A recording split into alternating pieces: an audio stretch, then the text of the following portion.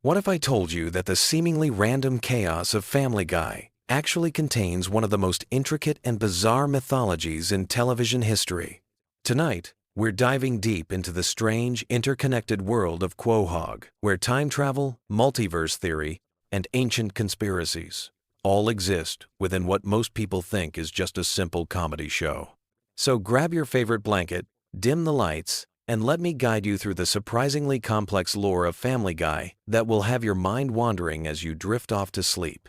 You know that feeling when you're watching Family Guy and suddenly realize that what seemed like a throwaway gag from Season 3 somehow connects to a major plot point in Season 15? That's not an accident. The writers have been weaving an elaborate tapestry of continuity that most viewers never even notice. But once you start paying attention, you'll see that every cutaway gag, every random flashback, and every seemingly nonsensical moment is actually part of a much larger story. Let's start with something that might surprise you. Peter Griffin isn't just a bumbling father figure. He's actually descended from a long line of historically significant troublemakers. We've seen his ancestors throughout various time periods, and there's a pattern that emerges. The Griffin bloodline has been consistently disrupting major historical events for centuries. From medieval times to the Wild West, from the Revolutionary War to World War II, there's always been a Griffin somewhere causing chaos at pivotal moments in history. But here's where it gets really interesting.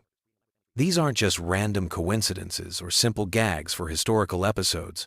The show has established that the Griffin family exists in a temporal loop where their actions in the past directly influence their present circumstances. Remember when Peter traveled back in time and accidentally prevented the American Revolution? The ripple effects of that single action created an entirely different timeline where the Griffins lived under British rule. This suggests that the Griffin family exists as a kind of temporal anchor point, a family whose actions echo across time itself.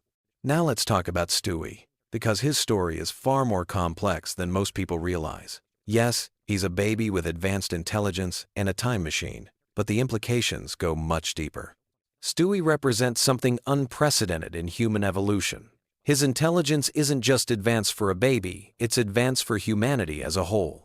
He's essentially a post-human being trapped in an infant's body, which explains his constant frustration with the limitations of his physical form. The time machine isn't just a convenient plot device either. Stewie's relationship with time travel reveals something profound about the nature of destiny in the Family Guy universe. Every time he attempts to change major events, the universe seems to course-correct itself. This suggests that certain events are fixed points in time, and the Griffin family's role in history is one of those unchangeable constants. Stewie's time machine becomes less of a tool for changing the past and more of a window for understanding the predetermined nature of his family's fate. But Stewie's sexuality and his relationship with Brian opens up another layer of the mythology. Their adventures together through time and space aren't just buddy comedy escapades. They represent the classic pairing of intellect and wisdom, youth and experience, ambition and acceptance. Stewie's gradual acceptance of his own identity parallels his growing understanding of his place in the cosmic order of things. Brian, meanwhile, serves as the show's philosophical anchor. He's not just a talking dog with human characteristics. He represents the voice of reason in a world that has abandoned logic entirely. His alcoholism, his failed writing career, his complicated romantic relationships, they all serve a purpose. In the larger narrative, Brian is essentially the Greek chorus of Family Guy, commenting on the absurdity around him while being equally absurd himself. The dog's intellectual pretensions aren't character flaws. They're survival mechanisms. In a universe where chaos reigns supreme and logical consequences rarely apply, Brian maintains his sanity by clinging to intellectual pursuits and artistic ambitions. His constant failures in these areas aren't meant to mock intellectualism. They're meant to show how difficult it is to maintain rational thought in an irrational world. And then there's the question of why Brian can talk in the first place. The show has never provided a definitive explanation, but the evidence suggests something far more significant than a simple cartoon convention. Brian's intelligence and speech patterns indicate that he might be the result of some kind of experiment or evolutionary leap. His relationship with the Griffin family isn't coincidental, it's symbiotic. They need his rationality to ground their chaos. and he needs their acceptance to validate his existence. Let's shift our focus to the town of Quahog itself, because the setting is just as important as the characters. Quahog, Rhode Island, is presented as a typical American town, but it's actually a nexus point for supernatural and extraordinary events. Think about how many bizarre incidents occur in this one small town. Alien invasions, time travelers, parallel dimensions, ancient curses, superhero battles, the list goes on and on. This isn't just because it's a cartoon where anything can happen. Quahog exists as a kind of soft spot in reality where the normal rules don't apply. The town's history is filled with references to occult practices, mysterious disappearances, and unexplained phenomena. The founding families of Quahog weren't just ordinary settlers. They were practitioners of strange rituals and keepers of ancient secrets. The Pewterschmidt family, Lois's relatives, play a crucial role in this hidden history. They're not just wealthy socialites with old money. They're descendants of a secret society that has been manipulating events from behind the scenes for generations. Francis Pewterschmidt's vast fortune isn't just the result of good investments and business acumen. It's built on knowledge of future events and manipulation of historical outcomes. This explains why Lois, despite coming from such a refined background, chose to marry someone like Peter. It wasn't just rebellion against her upbringing. She was fulfilling her role in a predetermined pattern that her family has been orchestrating for decades. The Pewterschmidts needed the chaos that the Griffin bloodline represents, and the Griffins needed the resources and connections that the Pewterschmidts provide. Meg's place in this family dynamic is particularly tragic when you understand the deeper mythology. She's not just the family scapegoat because she's awkward and unpopular. She represents the potential for breaking the cycle that has trapped both family lines for generations. Her outsider status, her rejection by both families, her struggle to find her own identity, these all position her as the one Griffin who might escape the predetermined pattern. But the universe actively works against her attempts at independence. Every time Meg tries to establish her own path, circumstances conspire to pull her back into the family dysfunction. This isn't just bad luck or poor writing. It's the cosmic forces that govern the Griffin family mythology asserting themselves to maintain the status quo. Chris, on the other hand, represents pure potential corrupted by circumstance. His artistic talents and creative intelligence could have developed into something extraordinary, but the family environment and the town's supernatural influence stunts his growth. He's essentially a Griffin who could have transcended the family pattern if he'd been raised elsewhere, but Quahog's reality-warping properties keep him locked in adolescent stagnation. The show's treatment of death and resurrection reveals another crucial aspect of the mythology. Characters die and return to life with surprising frequency. But this isn't just cartoon physics at work. The Griffin family exists in a universe where death isn't permanent, because their roles in the cosmic order are too important to leave vacant for long. When Brian died and was replaced by Vinny, the universe itself seemed to reject this change. The overwhelming fan reaction wasn't just audience preference. It was the collective unconscious recognizing that something fundamental had been disrupted. Brian's eventual return wasn't just fan service. It was the universe course-correcting itself to maintain the proper balance of forces. This concept of cosmic balance extends to all the characters' relationships and conflicts. Peter's constant feuds with the giant chicken, Ernie, aren't just elaborate fight sequences for comedic effect. They represent the eternal struggle between order and chaos, with Peter as the agent of disruption and the chicken as the force trying to restore stability. Their battles are essentially cosmic events disguised as slapstick comedy. The show's frequent breaks into musical numbers serve a similar purpose. These aren't just entertainment value or parody of other shows. Music in the Family Guy universe functions as a kind of reality-altering force. When characters break into song, they're tapping into a fundamental frequency that shapes the nature of their reality. The most elaborate musical sequences often precede or follow major shifts in the character's circumstances or relationships. Cleveland's departure and return to the show illustrates this principle perfectly.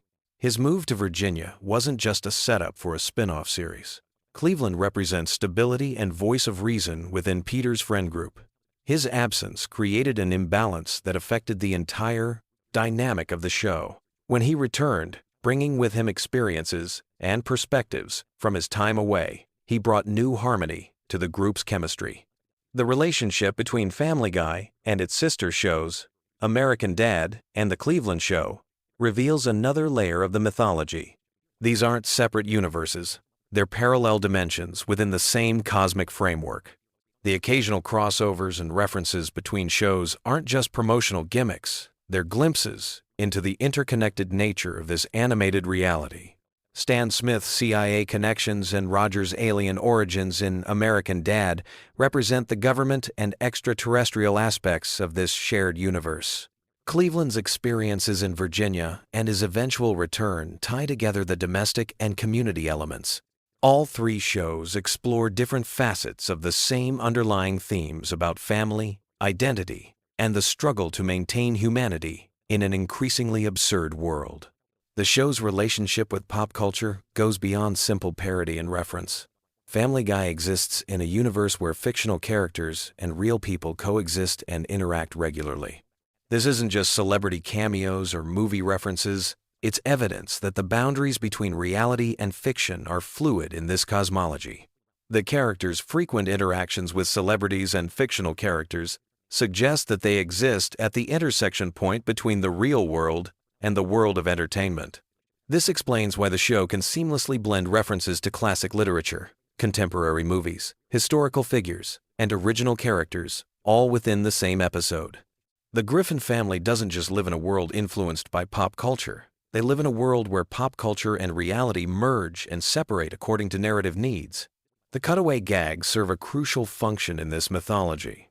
They're not just random jokes or digressions from the main plot. Each cutaway represents a glimpse into an alternate timeline or parallel dimension where things played out differently.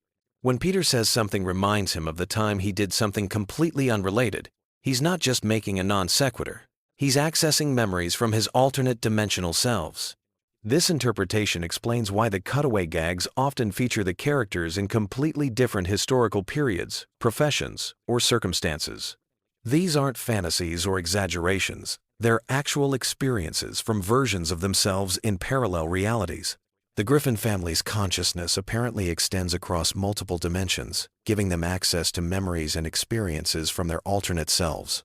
The show's frequent references to its own production, fourth wall breaks, and meta-commentary aren't just postmodern humor techniques.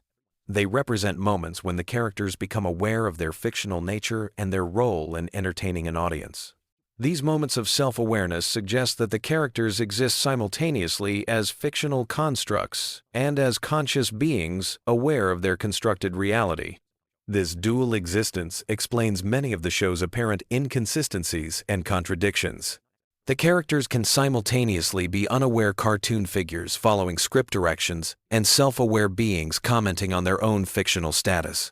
They exist in a state of quantum superposition between fiction and reality, which allows them to function as both entertainment and commentary on entertainment itself. As we near the end of our journey through Family Guy's hidden mythology, it's worth considering what all of this complexity and interconnectedness means for us as viewers. The show operates on multiple levels simultaneously, providing surface-level entertainment while encoding deeper messages about family, society, and the nature of reality itself. The chaos and absurdity that define the Griffin family's existence mirror our own struggles to find meaning and connection in an increasingly chaotic world. The enduring popularity of Family Guy, despite its controversial content and seemingly random humor, suggests that audiences respond to something deeper than just the surface-level comedy. We're drawn to the Griffin family because they represent an exaggerated version of our own family dynamics, our own struggles with identity and belonging, our own attempts to maintain relationships in the face of constant absurdity. So as you drift off to sleep tonight, remember that behind all the crude humor and outrageous situations, Family Guy tells a story about the persistence of family bonds across time and space, the power of love to overcome chaos, and the possibility that even in a universe governed by randomness and absurdity, there might still be an underlying pattern that gives meaning to our existence. Sweet dreams, and may your own family mythology be slightly less complicated than the Griffins. Picture this. You're scrolling through endless videos trying to find something to help you drift off to sleep, and somehow you stumble across Family Guy lore. Sounds weird, right? But here's the thing that might surprise you. The chaotic world of the Griffin family actually contains some of the most bizarrely comforting storytelling patterns that work perfectly as background noise for sleep. Tonight, we're diving deep into the unexpected rabbit hole of Family Guy's hidden mythology, character backstories, and running gags that have been quietly building for over 2 decades. Trust me, by the end of this exploration, you'll understand why this animated chaos makes for surprisingly perfect sleep content. Let's start with something that might blow your mind. Family Guy isn't just random jokes thrown together. There's actually a complex web of continuity that runs through the entire series, creating this weird sense of familiarity that your brain craves when winding down. Think about it. Every episode follows certain predictable patterns. Peter does something stupid. Lois gets frustrated. Stewie plots world domination. Brian gets philosophical. Chris says something innocent yet profound, and Meg gets ignored.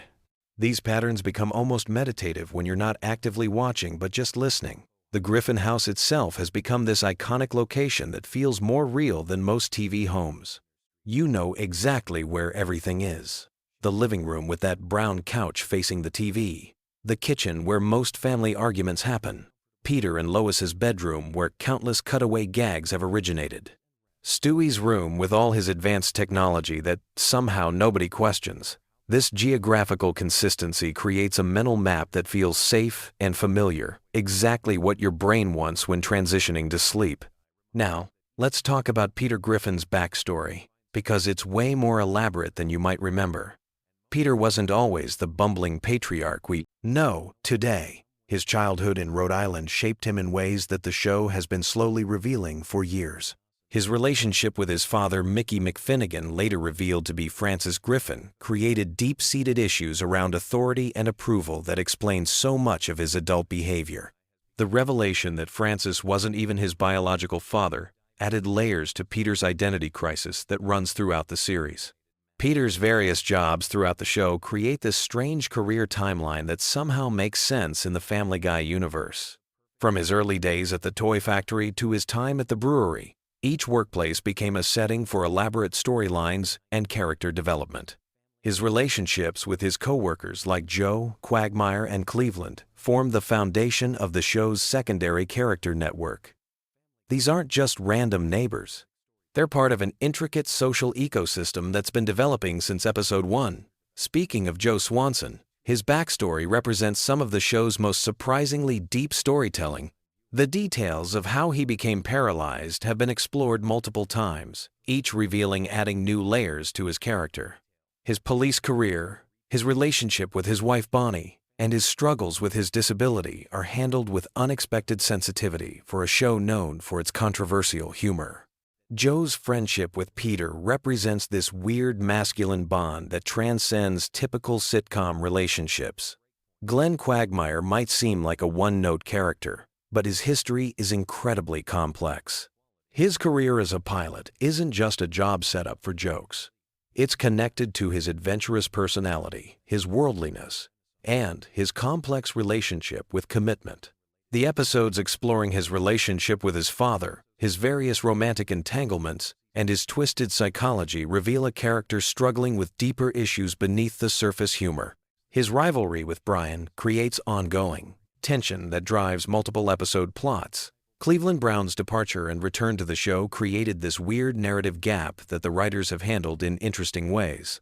His move to Stoolbend and eventual return to Quahog wasn't just a business decision. It was woven into the show's mythology in ways that acknowledge the real-world circumstances while maintaining fictional continuity. His relationship with his new wife Donna and his blended family created storylines that explored themes of second chances and family dynamics. Brian Griffin represents perhaps the show's most complex character development. He's not just a talking dog, he's a struggling writer, a recovering alcoholic, a liberal intellectual, and Peter's best friend, all wrapped into one character. His various romantic relationships, from his puppy love crushes to his serious adult relationships, have been explored with surprising depth. His death and resurrection created one of the show's most emotionally impactful storylines, proving that viewers had formed genuine emotional attachments to these characters. Brian's literary aspirations connect to larger themes about artistic struggle and unfulfilled potential that run throughout the series.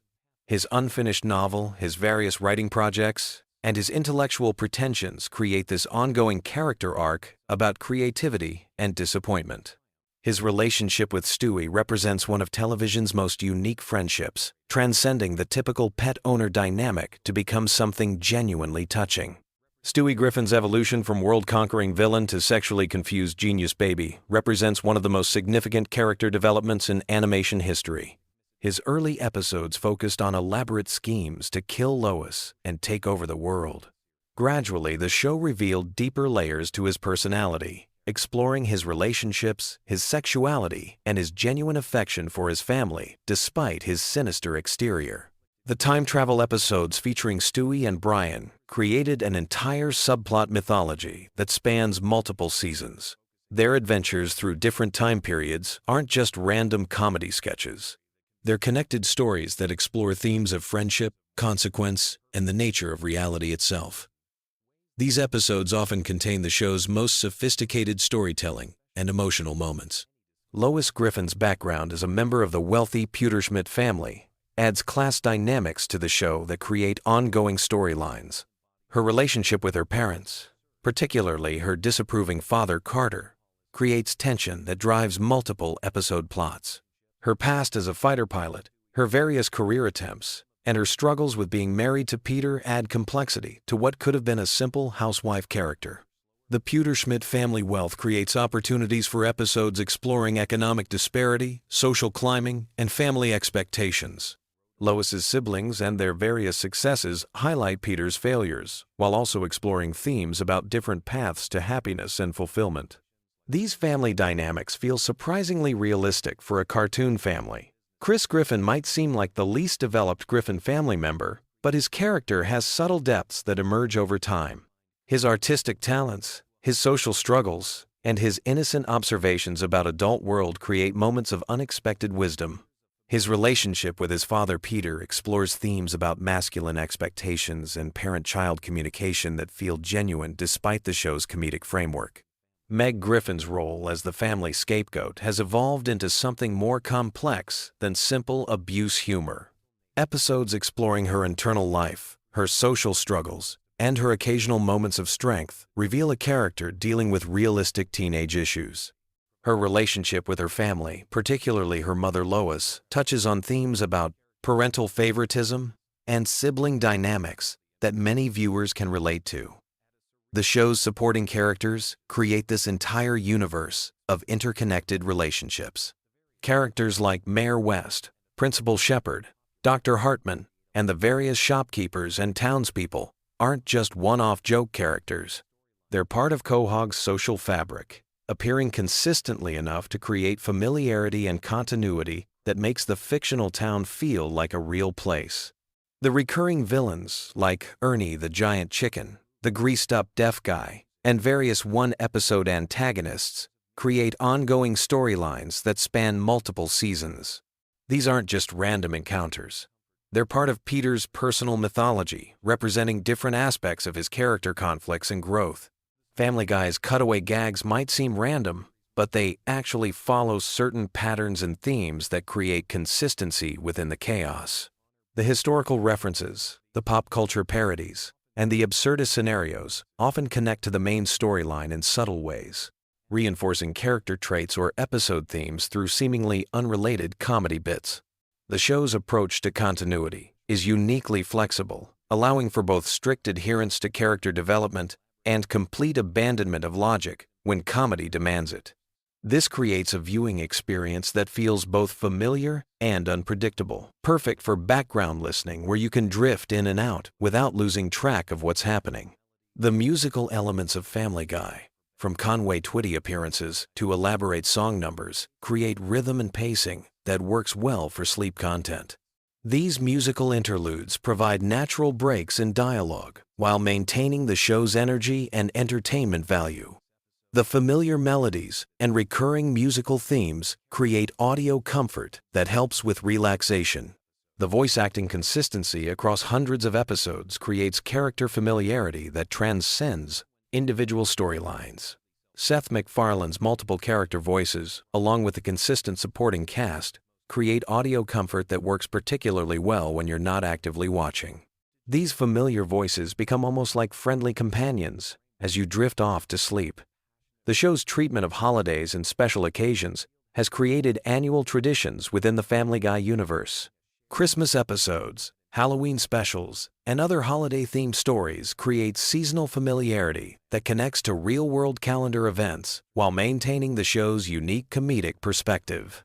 These special episodes often contain the series' most heartfelt moments alongside the typical humor. Family Guy's approach to social commentary, while often controversial, creates ongoing themes about American culture, politics, and social issues that give depth to what could be purely surface-level comedy. The show's willingness to tackle difficult subjects, even through its comedic lens, creates content that engages with real-world issues while maintaining entertainment value. The international episodes and travel storylines have created a broader world beyond Quahog, showing how the Griffin family dynamics work in different settings while maintaining character consistency. These episodes expand the show's mythology while reinforcing core character traits and relationships that define the series. As we wind down this exploration of Family Guy's hidden depths, it's worth noting how the show's longevity has created this massive tapestry of interconnected stories, character developments, and running gags that form a complete fictional universe. Whether you're using it as sleep content or just appreciating its complexity, Family Guy offers way more than surface-level entertainment. The familiar voices, predictable patterns, and comforting chaos create perfect background audio for relaxation. Sweet dreams. And remember, tomorrow there will always be more Family Guy lore to discover and explore in this wonderfully weird animated world that's been part of our cultural landscape for over 20 years. Picture this. You're lying in bed, scrolling through endless YouTube videos, desperately searching for something that will finally help your brain shut off and drift into peaceful sleep. But here's the thing. What if I told you that one of the most chaotic, irreverent animated shows on television actually contains some of the most intricate, soothing lore that's perfect for bedtime listening? Tonight, we're diving deep into the surprisingly complex world of Family Guy, exploring the hidden depths, character backstories, and interconnected mysteries that will gently carry you off to dreamland. You might be wondering how a show known for its cutaway gags and crude humor could possibly be relaxing. But trust me, when you peel back the layers of chaos and focus on the underlying mythology, Family Guy reveals itself to be a masterpiece of world building that's been quietly developing for over 2 decades. So get comfortable, dim those lights, and let me take you on a journey through Quahog that you've never experienced before. Let's start with the Griffin family home itself, that iconic house at 31 Spooner Street. This isn't just any ordinary suburban dwelling. There is a character in its own right, with a history that stretches back generations. The house has witnessed countless adventures, housed multiple families, and even survived being completely destroyed and rebuilt. There's something deeply comforting about the consistency of this space. The way the living room layout never changes, how the kitchen remains a constant gathering place for the family's most important moments. The basement of the Griffin house holds particular significance in the show's lore. It's not just where Peter keeps his exercise equipment that he never uses. It's been a fallout shelter, a laboratory, a secret hideout, and even a portal to other dimensions in various episodes. The basement represents the hidden depths beneath the surface chaos of the Griffin family life, much like how this very video represents the hidden depths beneath Family Guy's surface comedy. Speaking of Peter Griffin, let's explore the surprisingly complex psychology of this seemingly simple character. Peter isn't just a bumbling father figure. He's a man with deep-seated insecurities, childhood trauma, and an almost childlike wonder about the world around him. His relationship with his father, Mickey McFinnigan, shaped his entire worldview. Growing up believing his father was dead, only to discover he was actually alive and working as a knight at medieval times, created a fundamental trust issue that manifests in Peter's often erratic behavior. Peter's various career changes throughout the series aren't just random plot devices, they represent his constant search for identity and purpose. From his time as a toy factory worker, to his stint as a fisherman, from his brief period as a country music star, to his role as a brewery owner, each job represents a different facet of Peter's personality trying to emerge. The fact that he always returns to the brewery suggests that, deep down, Peter understands that consistency and routine are what truly matter in life. The relationship between Peter and his wife Lois is built on a foundation that runs much deeper than surface-level attraction. Lois Pewterschmidt Griffin comes from incredible wealth and privilege, yet she chose to marry a blue-collar worker and embrace a middle-class lifestyle. This decision speaks to her character's core values. She prioritizes love, family, and authenticity over material comfort. Her occasional moments of frustration with Peter aren't signs of a failing marriage, but rather natural responses to the challenges of loving someone unconditionally. Lois's musical talents, her piano playing and singing abilities, represent her artistic soul that she's never fully abandoned despite becoming a full-time mother and wife. These moments when she plays piano in the living room are some of the show's most genuinely peaceful scenes, offering viewers a glimpse into the quieter, more contemplative side of the Griffin household. The children of the Griffin family each represent different aspects of human development and potential. Meg, often the target of the family's jokes, is actually the most grounded and emotionally mature member of the household. Her struggles with popularity and self-acceptance mirror the universal teenage experience, but her resilience and ultimate self-worth make her a quietly heroic figure. The way she continues to care for her family despite their treatment of her speaks to an inner strength that's truly admirable. Chris Griffin embodies the awkward transition from childhood to adulthood, with all the confusion and wonder that entails. His artistic talents, his surprising moments of wisdom, and his generally kind nature suggest a bright future ahead. Despite his current social awkwardness, there's something deeply relatable about Chris's journey of self-discovery. His struggles with body image, and his earnest attempts to understand the adult world around him. Then there's Stewie Griffin, perhaps the most complex character in the entire Family Guy universe. Behind his megalomaniacal exterior lies a sophisticated intelligence grappling with existential questions that most adults never even consider. Stewie's time machine adventures aren't just science fiction comedy. They represent humanity's eternal desire to understand our place in the universe, to correct our mistakes, and to glimpse what lies ahead.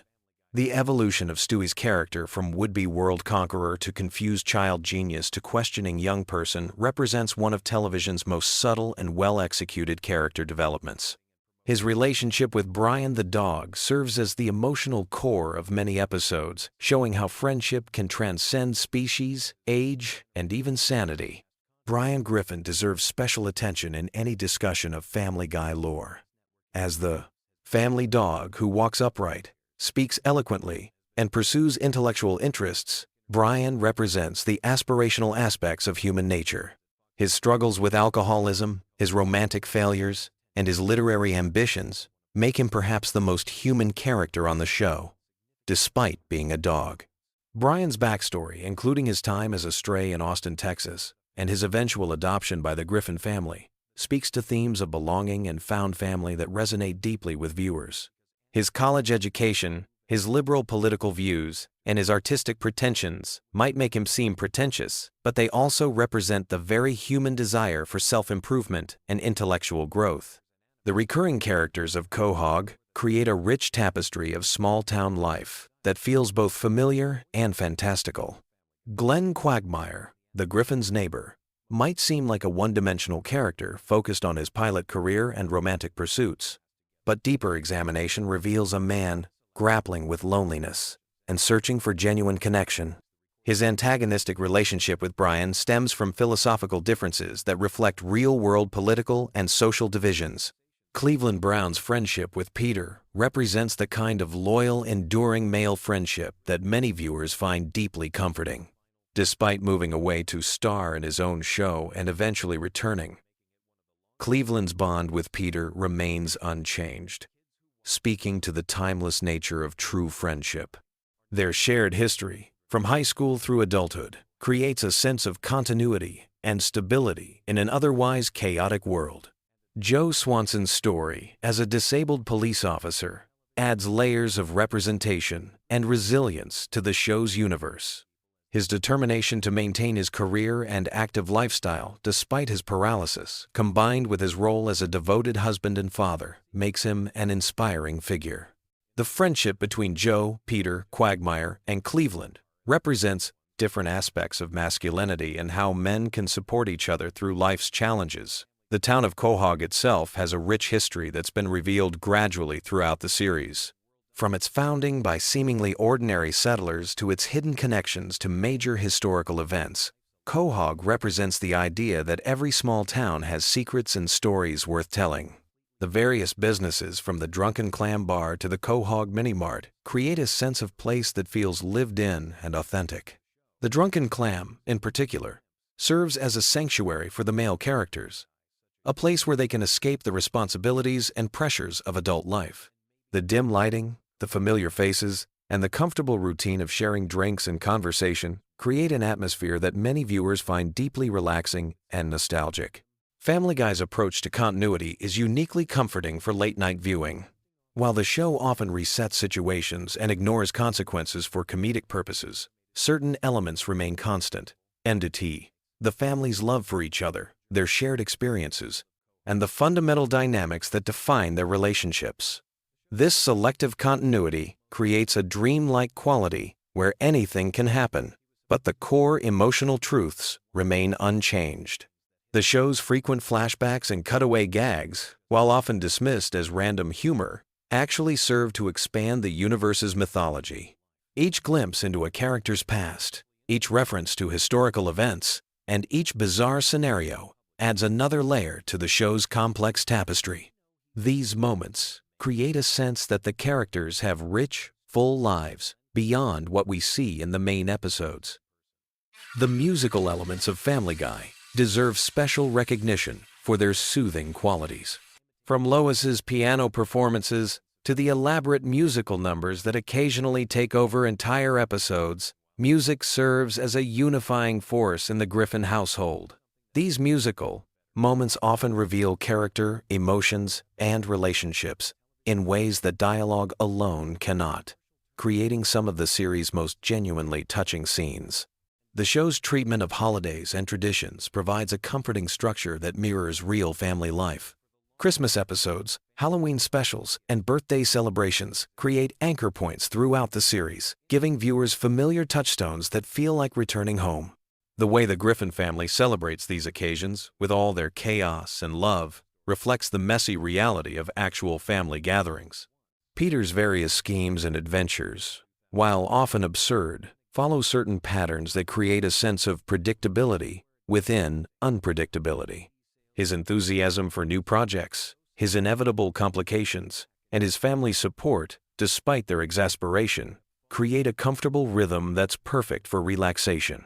There's something deeply satisfying about knowing that, no matter how crazy Peter's latest idea gets, everything will work out in the end. The relationship between the Griffin family and their extended family members adds another layer of complexity to the show's lore. Lois's wealthy parents, the Pewterschmidts, represent old money and social expectations, while Peter's working-class background creates natural tensions that many viewers can relate to. These family dynamics play out over multiple episodes and seasons, creating long-term storylines that reward dedicated viewers. The show's occasional ventures into science fiction and fantasy elements expand the universe beyond the boundaries of realistic suburban life. Time travel episodes, alternate dimension stories, and encounters with supernatural beings suggest that the Family Guy universe operates on different rules than our own, where anything is possible, and wonder lurks around every corner. As we wind down our journey through Family Guy's hidden depths, it's worth reflecting on what makes this chaotic comedy so unexpectedly soothing when viewed through the lens of lore and continuity. Perhaps it's the underlying message that families, despite their flaws and conflicts, ultimately stick together. Maybe it's the comfort of familiar characters and settings that feel like old friends. Or possibly it's the show's ability to find humor and humanity in even the most absurd situations. The Griffin family, for all their dysfunction and chaos, represents something fundamentally hopeful about human nature. They make mistakes, they hurt each other's feelings, they get into ridiculous situations, but they always come back together. They forgive, they support each other, and they continue to grow and change as individuals while maintaining their core family bond. So as you close your eyes tonight, let your mind wander through the streets of Quahog, past the familiar houses and landmarks, into the warm glow of 31 Spooner Street, where a family gathers each evening, sharing meals, stories, and love, despite all their imperfections. In that comfortable, chaotic, deeply human space, perhaps you'll find the peace and rest you've been searching for. Sweet dreams. And remember, no matter how crazy life gets, there's always home, there's always family, and there's always tomorrow to try again. The lore of Family Guy reminds us that even in the most unlikely places, we can find stories worth telling, characters worth loving, and moments worth treasuring. Rest well, knowing that somewhere in the animated universe, the Griffin family continues their eternal dance of chaos and love, providing comfort to viewers around the world who find solace in their familiar dysfunction and unwavering devotion to each other. Ever wondered what happens when you dive deep into the chaotic world of Quahog at 3 in the morning? Tonight we're exploring the most bizarre, hilarious, and downright weird facts about Family Guy that'll keep your mind occupied while you drift off to sleep. From hidden Easter eggs to behind-the-scenes secrets that even longtime fans don't know. This collection of random Family Guy trivia is perfect for those late-night moments when you need something entertaining but not too stimulating. Picture this. You're lying in bed, scrolling through your phone, and suddenly you're wondering about the strangest details from America's most controversial animated family. Well, you're in luck, because we've gathered dozens of fascinating tidbits that reveal just how deep the rabbit hole goes in Seth MacFarlane's animated universe. Let's start with something that might surprise you about the show's origins. Family Guy actually premiered in 1999, making it older than The Sopranos, Lost, and even The Office. But here's the kicker. The show was canceled not once, but twice by Fox. The first cancellation happened in 2002 after 3 seasons, and then again in 2005 after being brought back for a 4th season. What saved it the second time? DVD sales and reruns on Adult Swim were so successful that Fox had no choice but to bring it back permanently. Speaking of cancellations, did you know that the famous episode where Stewie and Brian get locked in a bank vault was actually written as a potential series finale? The writers thought the show might not get renewed, so they created this bottle episode as a way to give fans closure while keeping production costs low. It ended up becoming one of the most beloved episodes in the entire series. Here's something that'll make you appreciate the voice acting even more. Seth MacFarlane voices 4 main characters: Peter, Brian, Stewie, and Glenn Quagmire. But what's really impressive is that he can switch between all these voices seamlessly during recording sessions. The man is basically having conversations with himself for hours at a time. Imagine being in that recording booth and watching him argue with himself as Peter and Stewie. Now let's talk about some hidden details you've probably never noticed. In the opening credits, when the family is sitting on the couch, Stewie is always holding a different object. Sometimes it's a teddy bear, sometimes a ray gun, and occasionally it's something completely random, like a pineapple. The animators change this detail regularly, but it's so subtle that most viewers never pick up on it. The Griffin's address has actually been revealed multiple times throughout the series, but it keeps changing. Sometimes they live at 31 Spooner Street. Other times, it's 29 Spooner Street. This isn't continuity error. It's an intentional joke about how cartoon families can basically live anywhere the writers need them to live for the sake of a gag. Here's a weird one. Meg's full name is actually Megatron Griffin. This was revealed in one episode as a throwaway joke, but it's technically canon. Her parents named her after the Transformers villain, which honestly explains a lot about why she turned out the way she did. Imagine going through high school with that on your birth certificate. The chicken fights between Peter and Ernie the Giant Chicken aren't just random acts of cartoon violence. They're actually parodies of classic action movie fight scenes. Each fight references different films, from They Live to The Matrix. The writers spend enormous amounts of time choreographing these sequences to match specific cinematic moments frame by frame. Speaking of references, Family Guy holds the unofficial record for most pop culture references in a single animated series. The writers keep a database of potential references organized by category, decade, and obscurity level. They literally have spreadsheets dedicated to tracking which celebrities they've already made fun of and which ones are still fair game. Here's something about Brian that might change how you see him. His character was originally supposed to be much more of a background character, like a regular family pet who occasionally made sarcastic comments. But Seth MacFarlane enjoyed voicing him so much that Brian evolved into basically being Seth's mouthpiece for political and social commentary. This is why Brian often sounds like he's giving a college lecture. He essentially is. The Conway Twitty cutaways aren't just random musical interludes. They serve a specific purpose in television production. When episodes run short, the writers can insert these musical segments to pad out the runtime without having to animate new scenes or write additional dialogue. It's brilliant efficiency disguised as absurdist humor. Cleveland's house has been destroyed and rebuilt more times than any other location in the series. The writers keep track of this, and it's actually become a running competition among the staff to see who can come up with the most creative ways to demolish Cleveland's property. His house is basically the Kenny McCormick of buildings. Here's a detail about Quagmire that most people miss. His house number is 29. Peter's is 31, and Cleveland's was 33 before he moved away.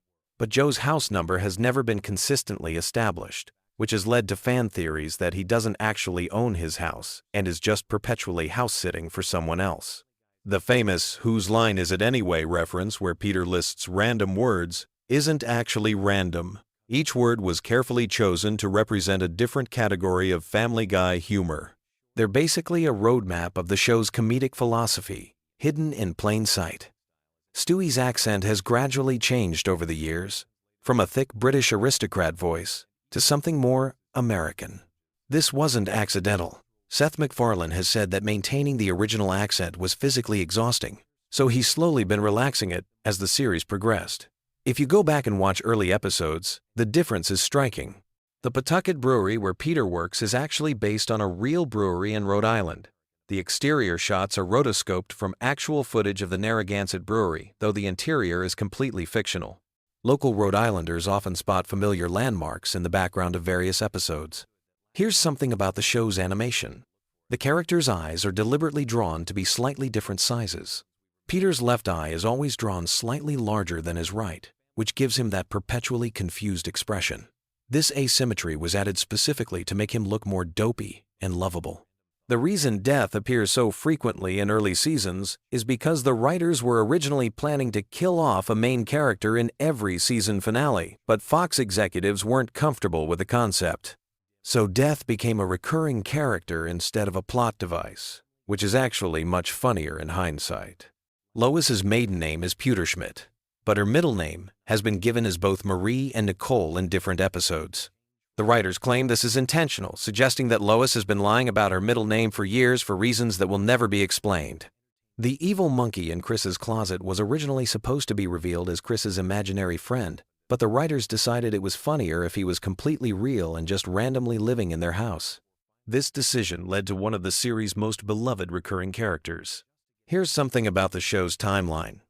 The Griffins have been celebrating the same holidays for over 20 years of real time, but they never age. However, the writers occasionally drop hints about the passage of time through background details like changing technology and evolving fashion trends in crowd scenes. The reason Peter's boss, Mr. Weed, died in such a bizarre way, choking on dinner rolls while watching Popeye, was because the writers wanted to establish that anyone could die at any time in the Family Guy universe for completely ridiculous reasons. It set the precedent for the show's approach to mortality as comedy. Tricia Takanawa's reporting segments are all written by the same staff writer who used to work in local television news. All of her ridiculous news stories are based on real absurd stories that the writer covered during his journalism career, just exaggerated for comedic effect. The Drunken Clam Bar where Peter and his friends hang out was modeled after Cheers, but the writers deliberately made it seedier and more depressing to contrast with that show's warm, welcoming atmosphere. It's meant to represent the difference between idealized television friendships and actual dysfunctional male bonding. Here's a weird production detail. The show's writers keep a cutaway database with hundreds of unused cutaway gags organized by setup line. If they need a quick cutaway for an episode that's running short, they can search the database by keyword and find something appropriate. Some of these unused cutaways eventually become the basis for entire episodes. The reason Herbert, the elderly neighbor, is so creepy isn't just for shock value, is inassigned. His character is actually a commentary on how society often ignores obvious warning signs about predatory behavior. The writers intentionally make him so obviously suspicious that it becomes absurd that no one in the show takes him seriously.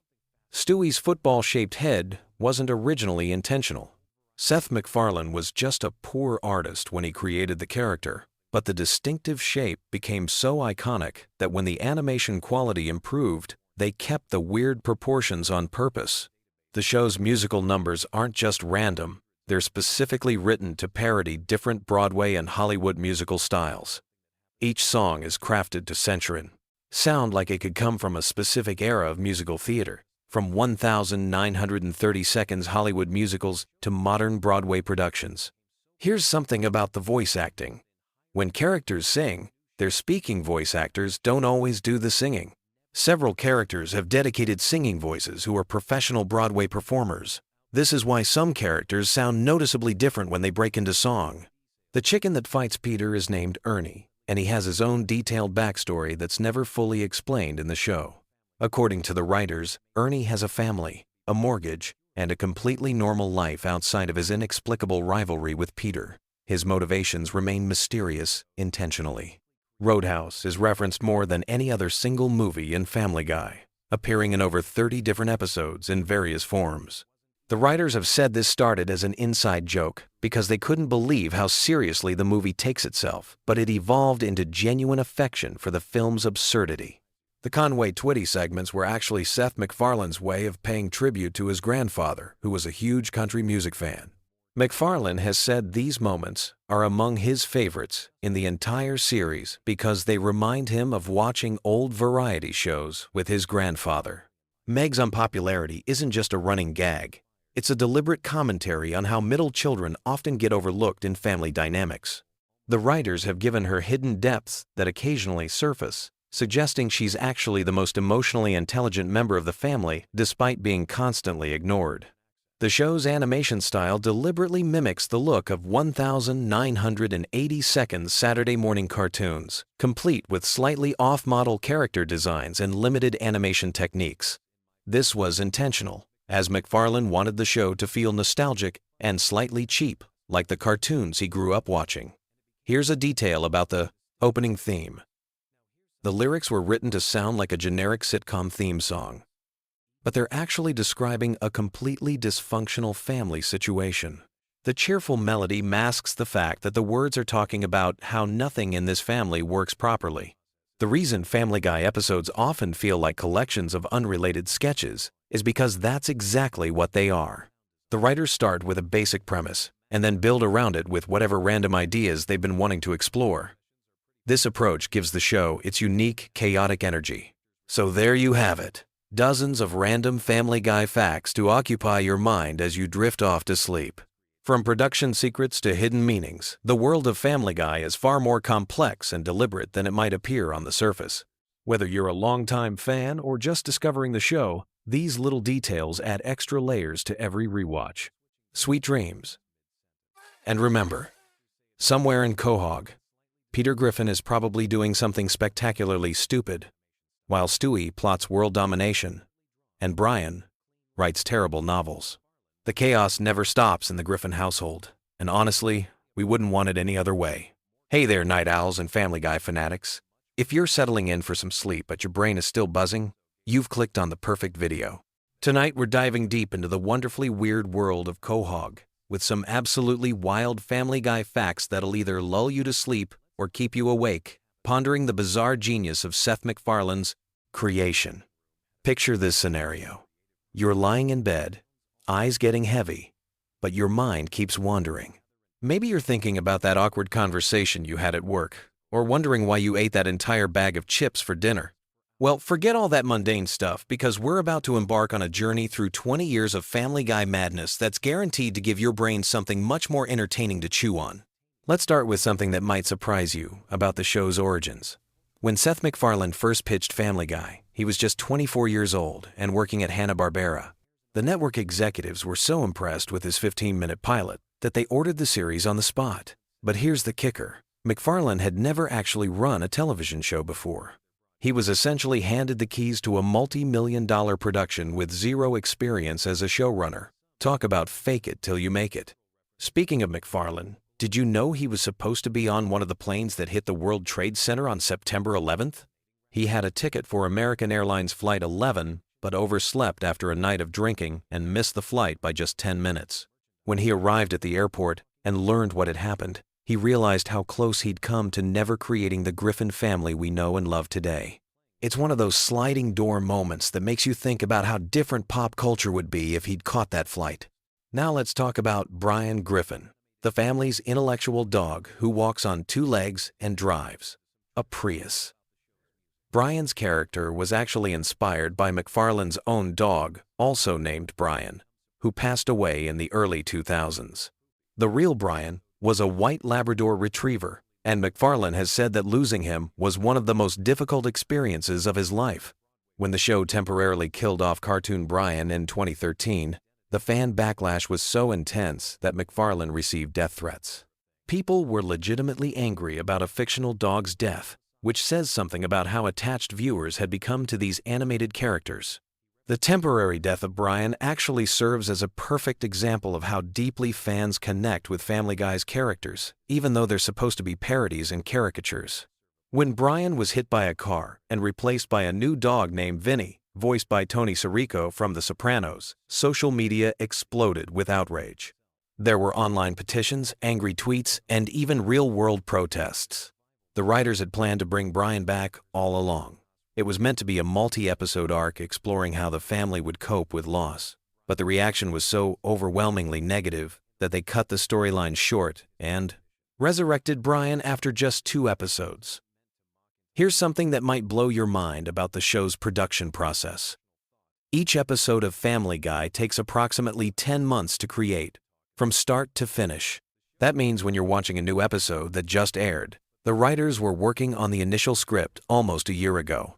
This long production timeline sometimes creates weird situations where the show references current events that are no longer current by the time the episode airs, or misses major cultural moments entirely because they couldn't pivot quickly enough. The cutaway gags that Family Guy is famous for were actually born out of necessity rather than creative choice.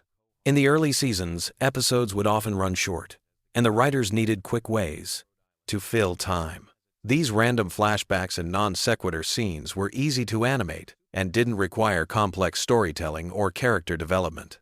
What started as a time-filling technique became the show's signature storytelling device, copied by countless other animated series. Let's dive into some character-specific weirdness.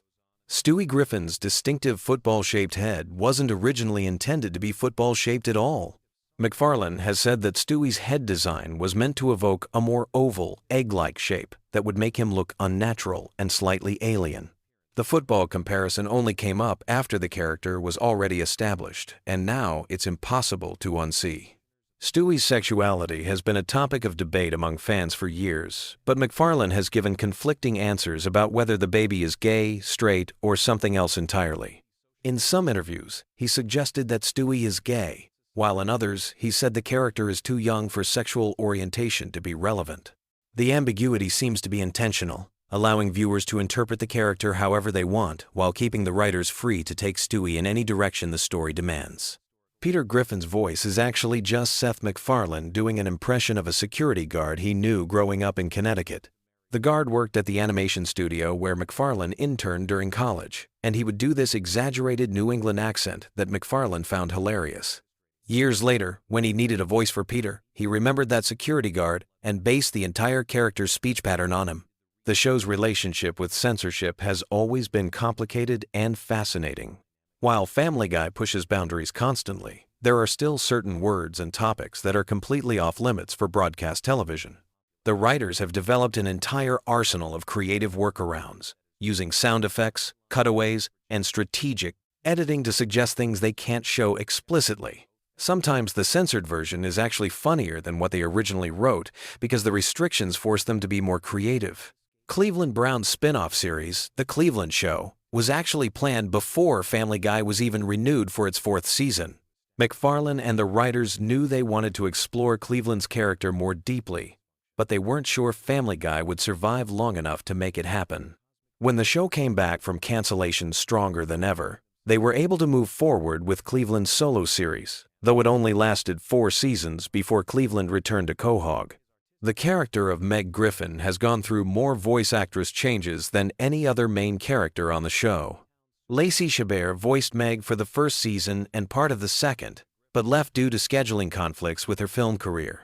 Mila Kunis took over the role and has been playing Meg ever since, but many fans still don't realize there was ever a different voice actress. Interestingly, Kunis was only 15 when she started voicing Meg, making her younger than the character she was playing. Family Guy's cancellation and resurrection story is one of the most unusual in television history. The show was canceled after just 3 seasons due to low ratings, but DVD sales and syndication reruns on Adult Swim introduced it to a whole new audience. The ratings for the reruns were actually higher than the ratings for new episodes had been when the show first aired. This success convinced Fox to bring the show back, making Family Guy the first canceled series to be revived purely based on DVD sales and cable reruns. The show's animation style has evolved significantly over the years, though casual viewers might not notice the changes. Early episodes were animated using traditional cell animation techniques, while current episodes are created entirely using digital animation software. The digital process allows for more complex visual effects and faster production times, but some longtime fans argue that the hand-drawn episodes had a warmer, more organic feel. Here's something that might surprise you about the show's writing process. Despite Family Guy's reputation for random stream-of-consciousness humor, every single cutaway gag and non-sequitur moment is carefully planned and scripted. The writers spend weeks crafting these seemingly spontaneous moments, testing them with focus groups and refining them until they hit just the right note of absurdity. What feels effortlessly random is actually the result of meticulous preparation and timing. The character of Quagmire was originally going to be named Quahog, after the town where the Griffins live. But the writers realized that having a character and a location with the same name would be confusing for viewers, so they changed it to Quagmire at the last minute. The name Quagmire is actually a play on words, combining the idea of being stuck in a difficult situation with the character's, shall we say, adventurous romantic life. Death, the Grim Reaper character who occasionally appears on the show, was voiced by Norm Macdonald in his early appearances. Macdonald's deadpan delivery was perfect for the role, but scheduling conflicts meant he couldn't continue voicing the character regularly. Adam Carolla took over the role for several episodes before it eventually went to other voice actors. Death's inconsistent voice casting reflects one of the challenges of using celebrity guest stars for recurring characters. The show has featured some truly bizarre celebrity cameos over the years, but one of the strangest was Rush Limbaugh playing himself in an episode where Brian becomes conservative. Limbaugh recorded his lines during a commercial break of his radio show, and the writers had to work around his limited availability by keeping his dialogue minimal and straightforward. The episode aired during the height of Limbaugh's popularity, and his appearance generated significant media attention. Family Guy's approach to continuity is deliberately inconsistent, which allows the writers tremendous creative freedom, but sometimes confuses viewers who are paying close attention. Characters die and come back to life. Major events happen and are never mentioned again. And the timeline of the show makes absolutely no sense if you try to analyze it logically. This isn't accidental. The writers have explicitly said they prioritize individual episode quality over long-term story coherence. The show's merchandising success has been almost as impressive as its television ratings. Family Guy merchandise has generated hundreds of millions of dollars in revenue, with everything from t-shirts and coffee mugs to video games and board games.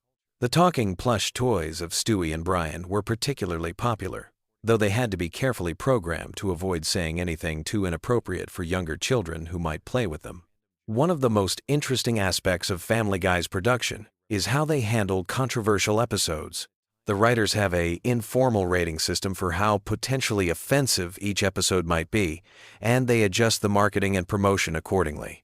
Episodes that push boundaries harder than usual often air with less advanced publicity, allowing them to reach audiences without generating pre-broadcast controversy that might lead to censorship.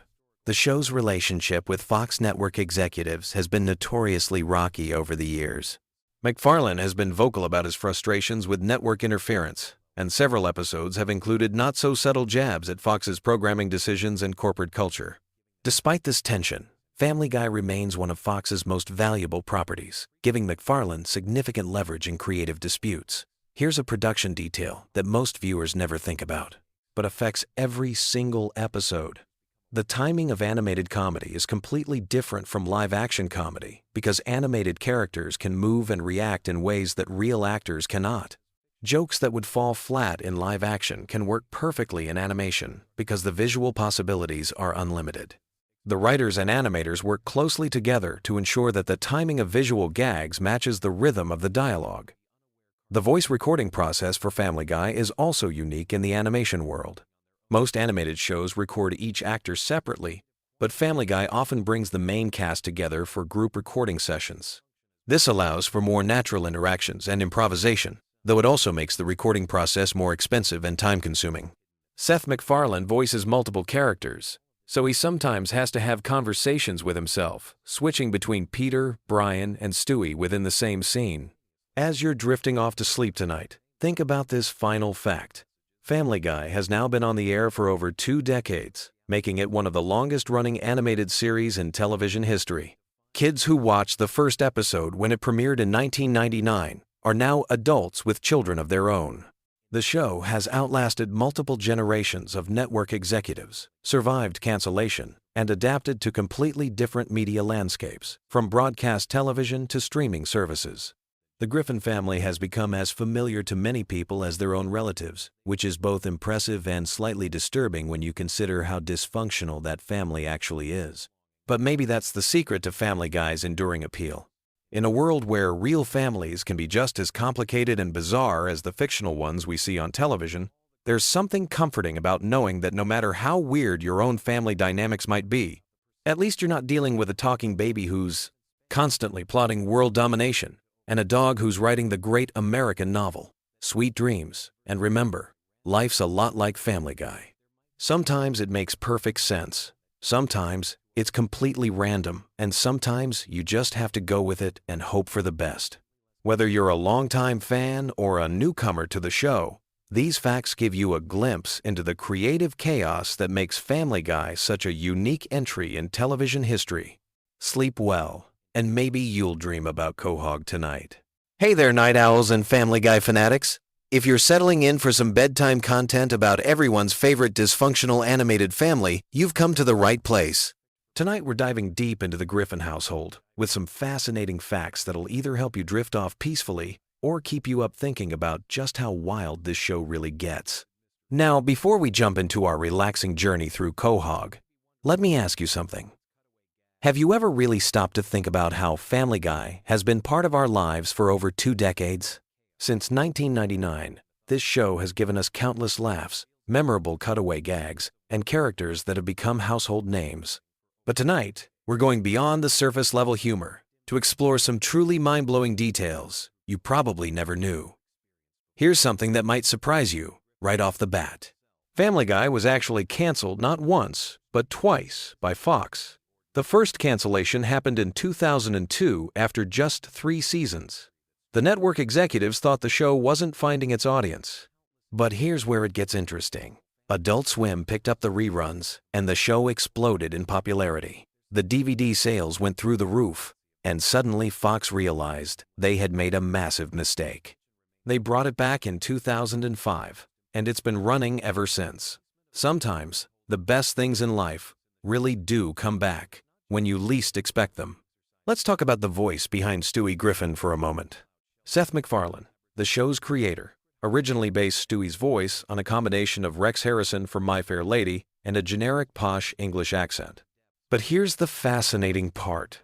MacFarlane has mentioned in interviews that Stewie's sexuality has always been deliberately ambiguous. The character exists in this interesting space where his romantic interests shift depending on what serves the story best. It's actually a clever writing technique that keeps the character unpredictable and allows for more diverse storylines. Speaking of voices, did you know that Seth MacFarlane voices not just Stewie, but also Peter Griffin, Brian Griffin, Glenn Quagmire, Tom Tucker, and Carter Pewterschmidt? That's 6 major characters, all coming from one incredibly talented vocal performer. When you think about it, MacFarlane is essentially having conversations with himself in most scenes. The man has to switch between these distinct personalities, sometimes within the same sentence. It's like being a one-person theater troupe. Here's a production fact that'll blow your mind. Each episode of Family Guy takes approximately 10 months to complete, from initial concept to final product. The animation process alone requires hundreds of individual artists working on different aspects. Every single movement, facial expression, and background detail has to be hand-drawn and then digitally colored. When you consider that the show produces over 20 episodes per season, you start to realize the incredible amount of work that goes into bringing the Griffin family to life. The show's famous cutaway gags weren't actually planned from the beginning. They evolved naturally as the writers found themselves wanting to include jokes that didn't fit into the main storyline. These random flashbacks and fantasy sequences became such a signature element that other animated shows have tried to copy the format, but none have quite captured the same spontaneous energy that Family Guy brings to these moments. Now, let's explore some character development that might help you see the show in a new light. Brian Griffin, the family dog, was originally going to be much more of a background character. MacFarlane has said that Brian evolved into the show's voice of reason almost by accident. The writers kept finding themselves using Brian as a way to comment on Peter's more outrageous behavior, and gradually he became this intellectual counterpoint to the family's chaos. It's interesting how a character can grow beyond their original intended purpose. Here's something about the show's cultural impact that's worth pondering as you drift off tonight. Family Guy has been translated into dozens of languages and broadcasts in over 100 countries worldwide. But the cultural references and American humor don't always translate perfectly. International versions sometimes have to completely rewrite jokes or replace cultural references with local equivalents. Imagine trying to explain a 1,980 seconds American pop culture reference to someone in rural Japan. The localization teams for this show deserve serious recognition. The relationship dynamics within the Griffin family actually reflect a lot of real family psychology, despite all the absurd situations they find themselves in. Take the sibling rivalry between Chris and Meg, for example. While it's exaggerated for comedic effect, it captures something genuine about how teenagers navigate their place within family hierarchies. Even the marriage between Lois and Peter, with all its dysfunction, touches on real issues that many couples face, just amplified to ridiculous proportions. One aspect of the show that's evolved significantly over the years is its approach to social commentary. Early seasons focused more on pure absurdist humor, but as the series progressed, it began tackling more complex social and political issues. The writers found ways to embed serious conversations about topics like religion, politics, and social justice within the framework of outrageous comedy. It's like sneaking vegetables into a kid's favorite dessert. The animation style of Family Guy has also undergone subtle but significant changes over the decades. If you compare early episodes to recent ones, you'll notice the color palette has become richer, the character movements more fluid, and the background details more elaborate. Technology has allowed the animators to add layers of visual storytelling that weren't possible in the better show's early days. Yet they've managed to maintain the core visual identity that makes Family Guy instantly recognizable. Let's talk about the show's relationship with music for a moment. Family Guy has featured hundreds of musical numbers over the years, from elaborate production numbers to simple character songs. Seth MacFarlane's background in musical theater heavily influences these sequences. Many of the songs are surprisingly well crafted from a musical standpoint, with proper verse-chorus structures and sophisticated orchestrations. Some episodes are essentially animated musicals disguised as sitcom episodes. Here's a fascinating detail about the show's writing process. The writer's room operates on a principle they call yes and borrowed from improvisational comedy. When someone pitches an idea, no matter how outrageous, the group tries to build on it rather than shut it down immediately. This approach has led to some of the show's most memorable and bizarre moments. It's a reminder that creativity often flourishes when we suspend our initial judgment and let ideas develop naturally. The character of Meg Griffin represents something unique in television comedy. She's simultaneously the most normal member of her family and the one who receives the most abuse from everyone around her. This creates an interesting dynamic where the audience often sympathizes with her while still laughing at her misfortunes. It's a delicate balance that the writers have maintained for over 20 years, and it speaks to something deeper about how we treat people who don't fit into expected social roles. Cleveland Brown's departure to his own spin-off show and eventual return to Family Guy created some interesting continuity challenges for the writers. They had to explain his absence and return in ways that felt natural to the ongoing story, while also acknowledging the real-world production reasons behind these changes. It's a perfect example of how television shows must constantly adapt to behind-the-scenes realities while maintaining narrative consistency. The show's approach to time and continuity is intentionally flexible. Characters age slowly or not at all, major events from one episode might never be mentioned again, and the family's financial situation fluctuates wildly depending on story needs.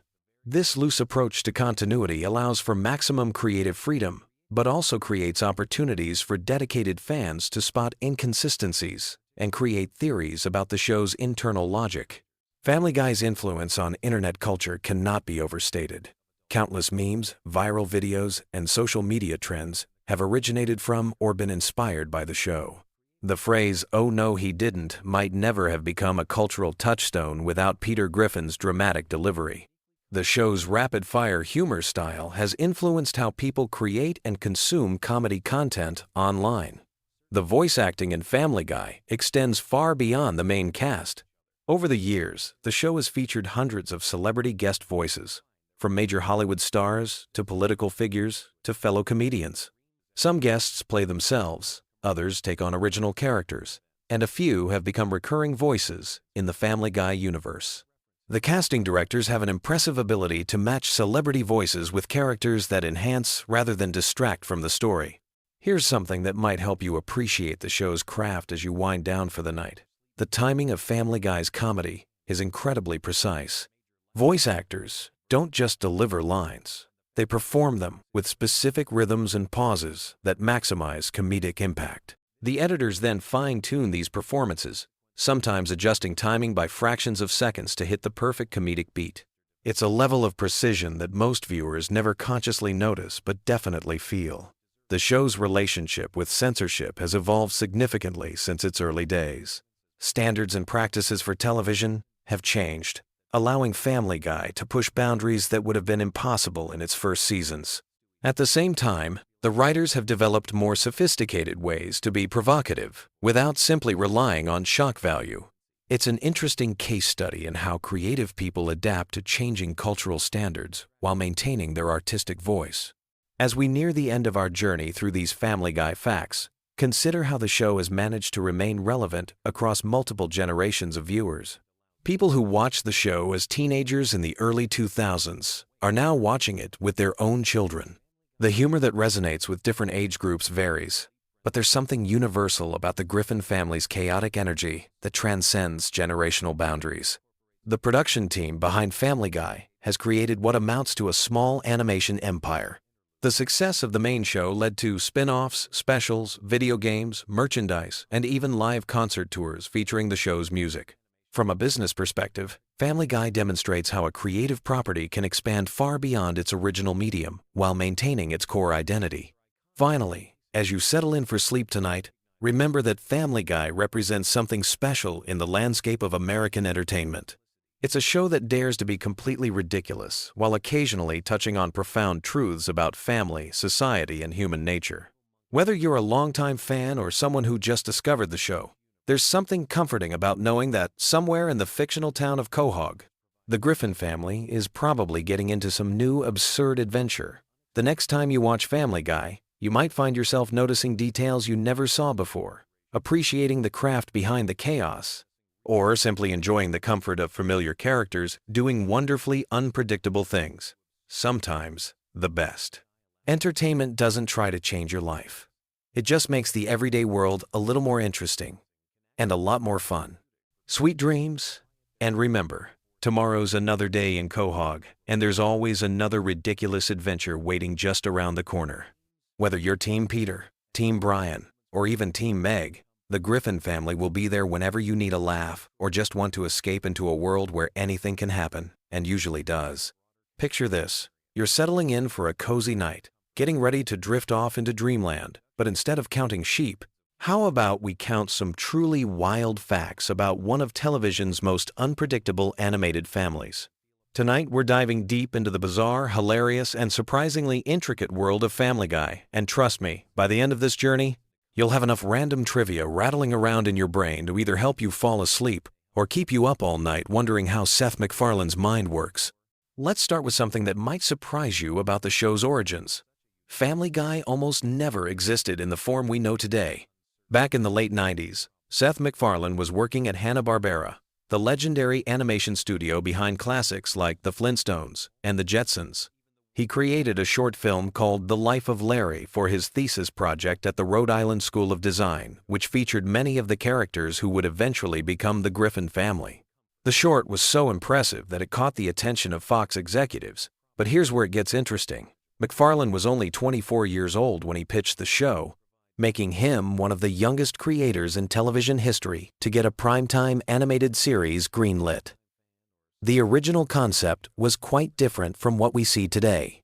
Peter Griffin was initially going to be much more of a traditional sitcom dad. Think more like Homer Simpson, but without the yellow skin. The character's personality evolved significantly during the development process, becoming the lovably obnoxious and often controversial figure we know now.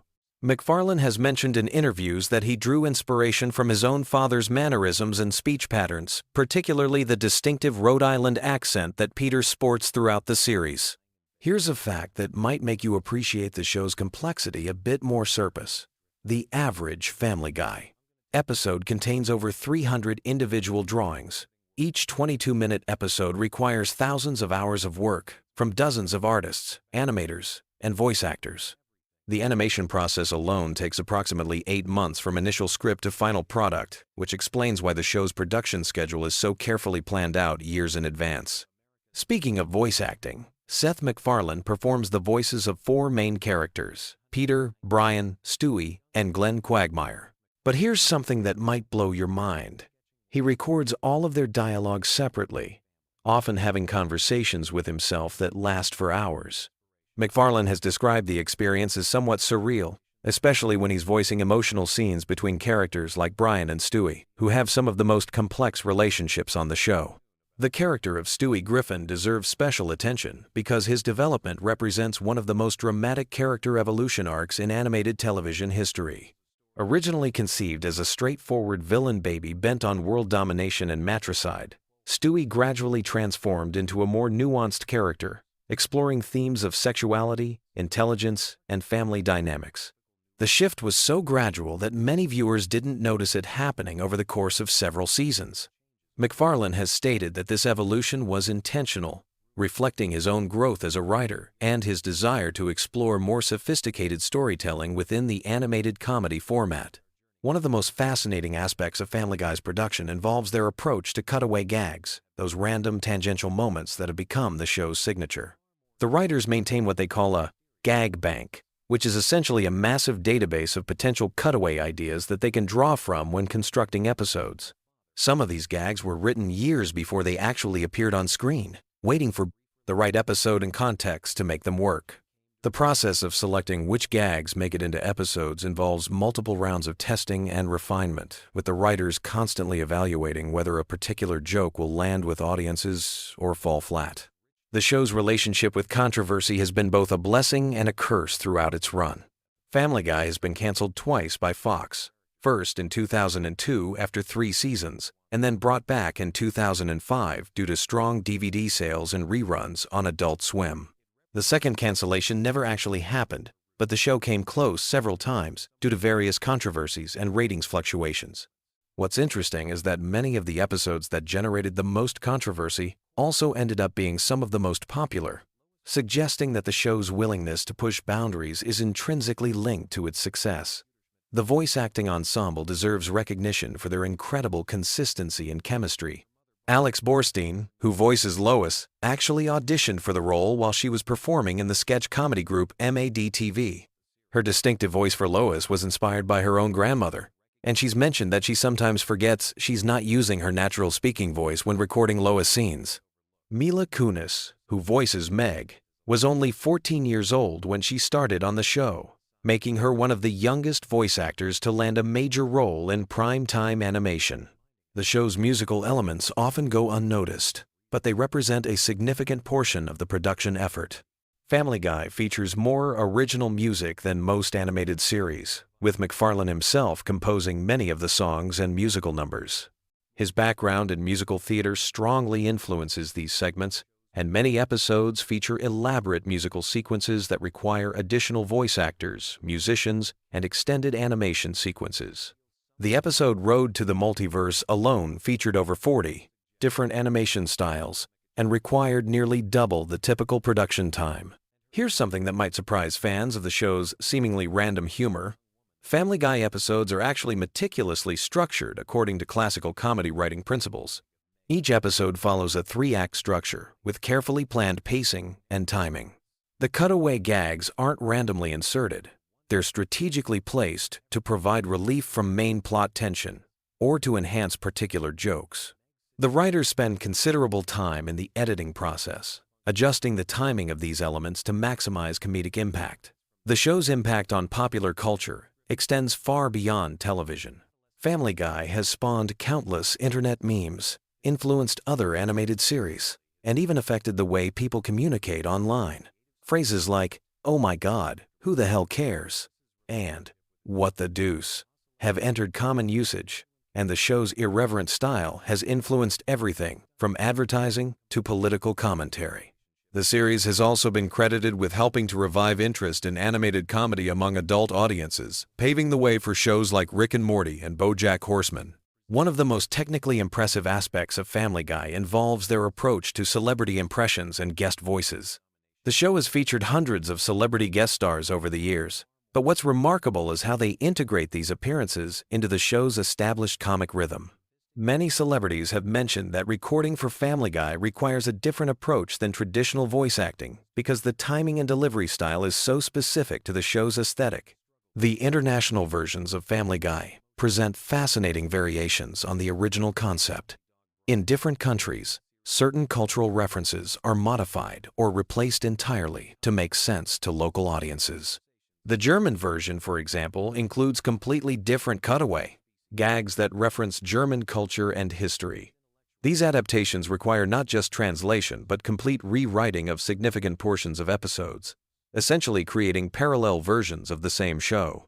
Behind the scenes, the Family Guy writing room operates more like a comedy club than a traditional television writing environment. Writers regularly perform their ideas for each other, and the collaborative process involves a lot of improvisation and spontaneous joke development. MacFarlane has described the experience as one of the most creatively fulfilling aspects of producing the show, and many writers who have worked on Family Guy have gone on to create their own successful comedy series. The show's approach to social commentary often flies under the radar because it's wrapped in such outrageous humor. Many episodes tackle serious subjects like politics, religion, and social justice, but they do so through such an absurdist lens that the commentary becomes almost subliminal. This technique allows the show to address controversial topics while maintaining its primarily comedic focus, though it also means that viewers can interpret the show's messages in wildly different ways. Family Guy's influence on animation technology shouldn't be overlooked either. The show was among the first animated series to extensively use digital animation techniques, and their production pipeline has been studied and emulated by animation studios worldwide. The efficiency of their animation process allows them to produce episodes more quickly than many competing shows, which is part of why they've been able to maintain such a consistent release schedule for so many years. The merchandising empire surrounding Family Guy represents another fascinating aspect of the show's cultural impact. From action figures to clothing lines to video games, the show has spawned a massive array of consumer products. What's interesting is how these products often feature jokes and dusky references that only hardcore fans would understand, creating multiple tiers of engagement with the show's content.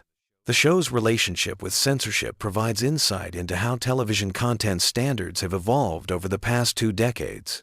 Early episodes of Family Guy pushed boundaries that were considered quite shocking at the time, but many of those same jokes would barely register as controversial today. The series has served as a kind of barometer for changing social attitudes about humor, language, and acceptable content on television. Looking at Family Guy's longevity, it's remarkable that a show built around such seemingly random humor has maintained relevance for over 2 decades. Part of this success stems from the flexibility of the format, in the end, because the show isn't tied to realistic character development or consistent continuity. It can adapt to changing cultural contexts much more easily than traditional sitcoms. Characters can be completely different from episode to episode without breaking the show's internal logic. The voice recording process for Family Guy involves some unique challenges that most animated shows don't face. Because so many characters are voiced by the same actors, recording sessions often require complex scheduling to allow for quick character switches. McFarlane, in particular, has developed techniques for rapidly shifting between his different character voices, sometimes switching between Peter and Brian mid-sentence during recording sessions. Family Guy's impact on comedy writing extends beyond animation into live-action television and film. Many comedy writers cite the show's fearless approach to offensive humor and its willingness to commit fully to absurd premises as influential in their own work. The show's success proved that audiences were hungry for comedy that didn't follow traditional rules about likability or moral messaging.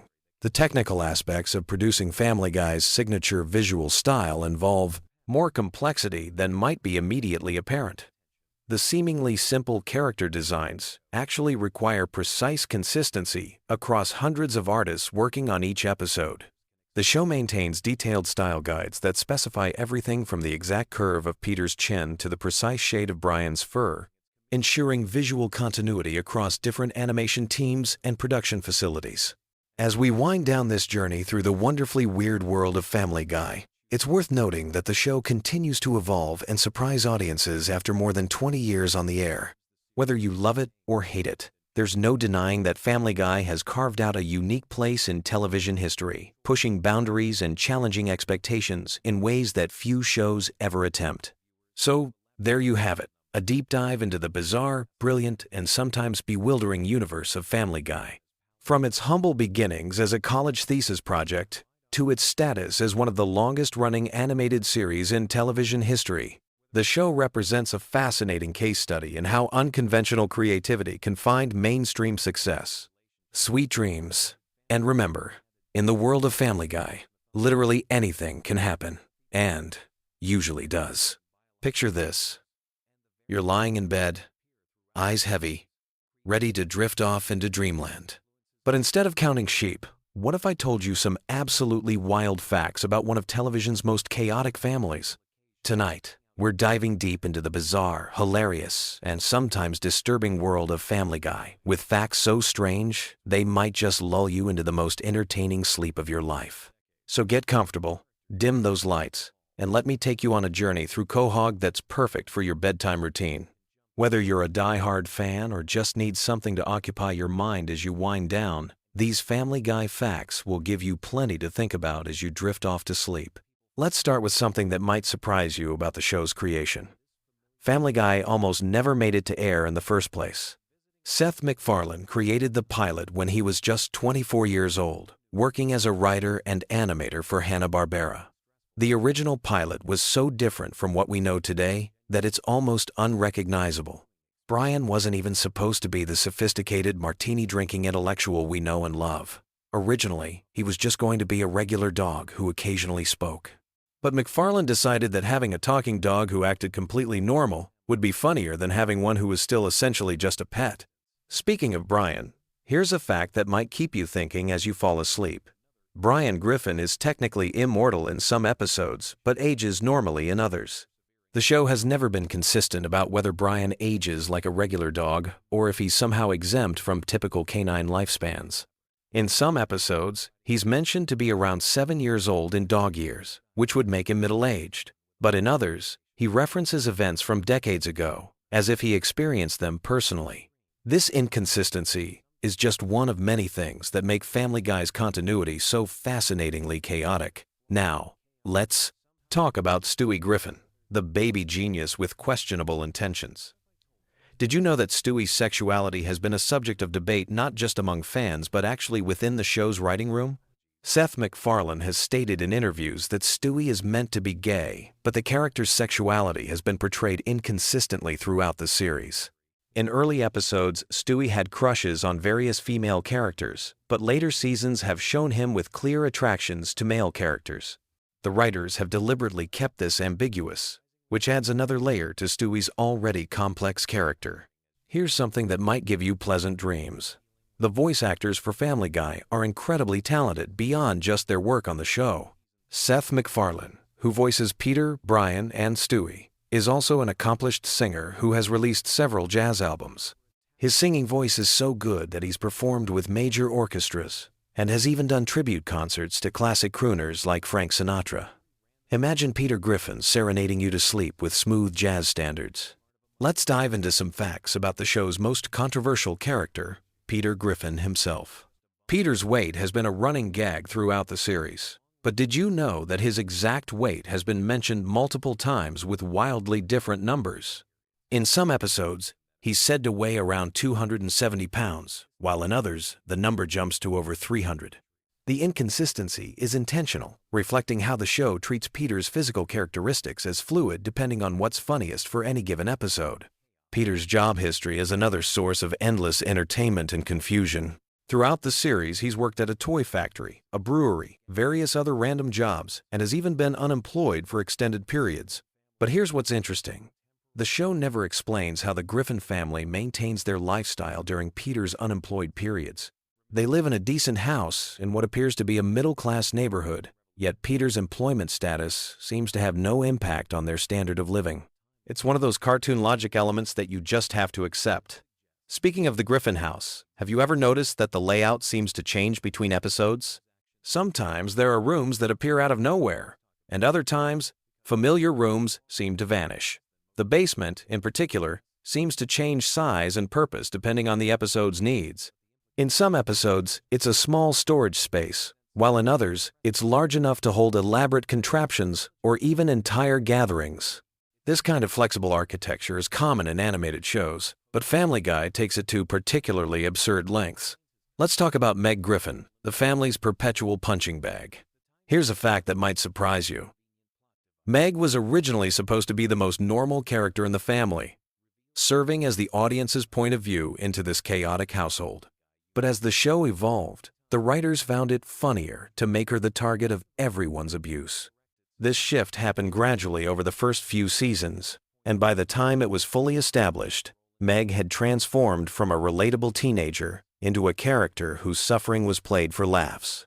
The voice of Meg has also changed throughout the series. Originally voiced by Lacey Chabert, the role was taken over by Mila Kunis starting in Season 2. The transition was so seamless that many viewers didn't even notice the change.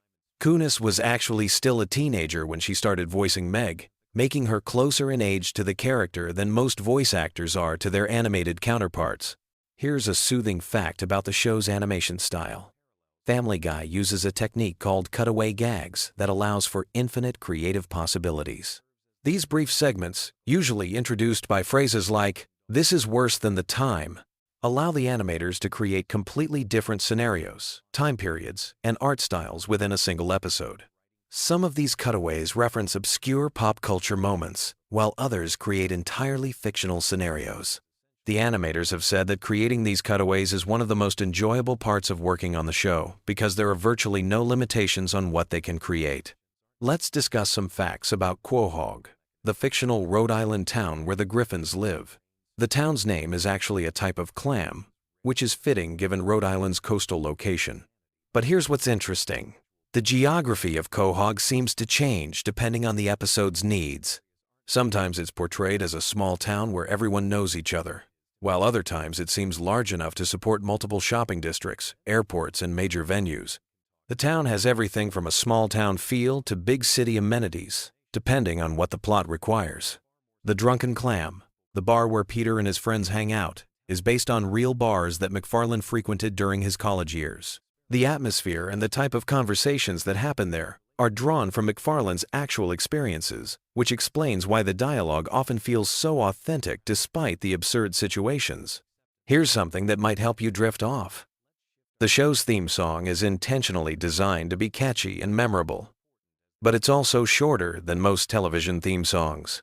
This was a deliberate choice to maximize the amount of time available for actual content in each episode. The brevity of the theme song allows for more jokes and story development, which is part of why Family Guy episodes often feel packed with content. Let's talk about some of the show's recurring characters and their origins.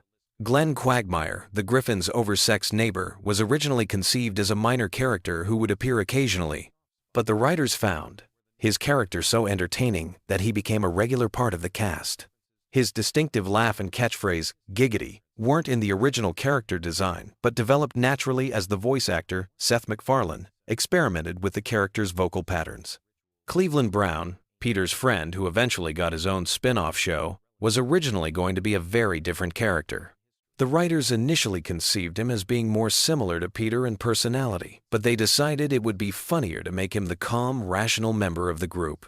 This decision led to Cleveland becoming the voice of reason among Peter's friends, often serving as a counterbalance to their more outrageous behavior. Joe Swanson, the paraplegic police officer, was created to add diversity to the show's cast, but the writers were careful to make his disability just one aspect of his character rather than his defining trait. In many episodes, Joe is the most competent and heroic character, often solving problems that the other characters can't handle. His wheelchair is rarely portrayed as a limitation, and he's often shown doing things that would be impossible for anyone, disabled or not.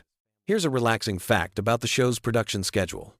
Family Guy episodes are typically produced months in advance, which allows the animators and voice actors to take their time perfecting each episode. Unlike live-action shows that have to rush to meet weekly deadlines, animated shows like Family Guy can spend weeks on individual scenes, ensuring that every joke lands and every visual gag is perfectly timed. The show's writers' room operates on a collaborative system where anyone can contribute ideas, regardless of their official role on the show. This has led to some of the show's most memorable moments coming from unexpected sources. Sometimes the person responsible for continuity might suggest a joke that becomes central to an episode, or a voice actor might improvise a line that becomes a recurring catchphrase. Let's discuss some facts about the show's cultural impact that might give you something peaceful to think about as you fall asleep. Family Guy has been translated into dozens of languages, and each version faces the challenge of adapting American cultural references for international audiences. Some jokes that work perfectly in English become completely different jokes in other languages, while others are replaced entirely with references that local audiences will understand. The show's influence on internet culture has been enormous. Many of Family Guy's cutaway gags and memorable quotes have become memes that spread far beyond the show's original audience. The phrase, "oh no," in Peter's distinctive voice, for example, became a popular reaction GIF used in contexts that have nothing to do with the show itself. Here's something interesting about the show's approach to celebrity guest stars. Unlike many animated shows that cast celebrities to voice characters similar to themselves, Family Guy often has famous people voice characters that are completely different from their real personalities. This approach has led to some surprising and entertaining performances that showcase different sides of well-known actors and musicians. The show's approach to continuity is deliberately inconsistent, which actually makes it more relaxing to watch in some ways. You don't need to remember every detail from previous episodes to understand what's happening, because the show often contradicts its own established facts for the sake of a good joke. This means you can watch episodes in any order and still enjoy them fully, which is perfect for casual viewing or when you're trying to wind down. Let's talk about some facts about the show's music and sound design. Family Guy employs a full orchestra for many of its musical numbers, which is unusual for an animated television series. This attention to musical detail means that even throwaway songs and cutaway gags are often surprisingly well-produced and catchy. The show's composers have backgrounds in both television and theatrical music, which explains why many of the musical segments feel like they could work on stage. The sound effects in Family Guy are often created in unusual ways. The iconic sound of Peter falling down and hurting himself, which happens in almost every episode, is actually a combination of several different sounds layered together.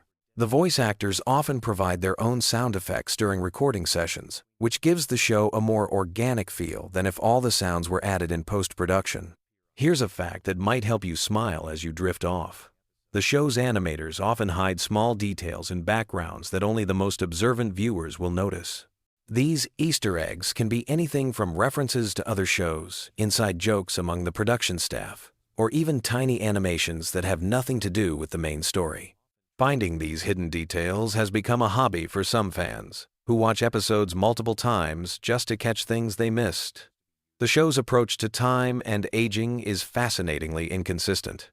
While the characters never seem to get older, the show acknowledges the passage of time in other ways. Technology updates, cultural references change, and real-world events are incorporated into episodes. This creates a strange temporal bubble where the characters exist in a perpetual present that somehow includes decades of cultural history. Let's discuss some production facts that showcase the incredible amount of work that goes into each episode. A single episode of Family Guy requires thousands of individual drawings, even though much of the animation is now done digitally. Each character expression, each background element, and each special effect needs to be designed and animated individually. The attention to detail is remarkable when you consider how quickly episodes need to be produced. The voice recording process is also more complex than you might expect. While Seth MacFarlane voices multiple characters, he rarely records them in conversation with each other during the same session. Instead, each character's lines are recorded separately, and the conversations are constructed in post-production. This means that MacFarlane has to imagine how his different characters would interact with each other and adjust his performance accordingly. Here's something soothing to consider. Despite all the chaos and controversy surrounding Family Guy, the show has created jobs for hundreds of people over its many seasons. Animators, voice actors, writers, musicians, sound engineers, and countless other professionals have built careers working on this show. In a way, all of this absurd humor has created a small community of creative people who work together to bring these ridiculous stories to life. The show's international success has also led to cultural exchange in unexpected ways. American animators have learned techniques from international studios, while animators from other countries have brought their own cultural perspectives to American television. This cross-pollination of ideas has enriched the medium of animation as a whole. As we near the end of our journey through these Family Guy facts, let's consider something that might give you pleasant dreams. The show's enduring popularity suggests that there's something universally appealing about stories of dysfunctional families who, despite all their problems, somehow stick together. Even though the Griffin family is exaggerated to absurd proportions, there's something recognizable about their dynamics that resonates with audiences around the world. The show's ability to find humor in everyday situations, even when those situations are taken to impossible extremes, reflects a fundamentally optimistic view of life. No matter how bad things get, there's always something to laugh about. This perspective can be oddly comforting when you're trying to wind down from your own day's challenges.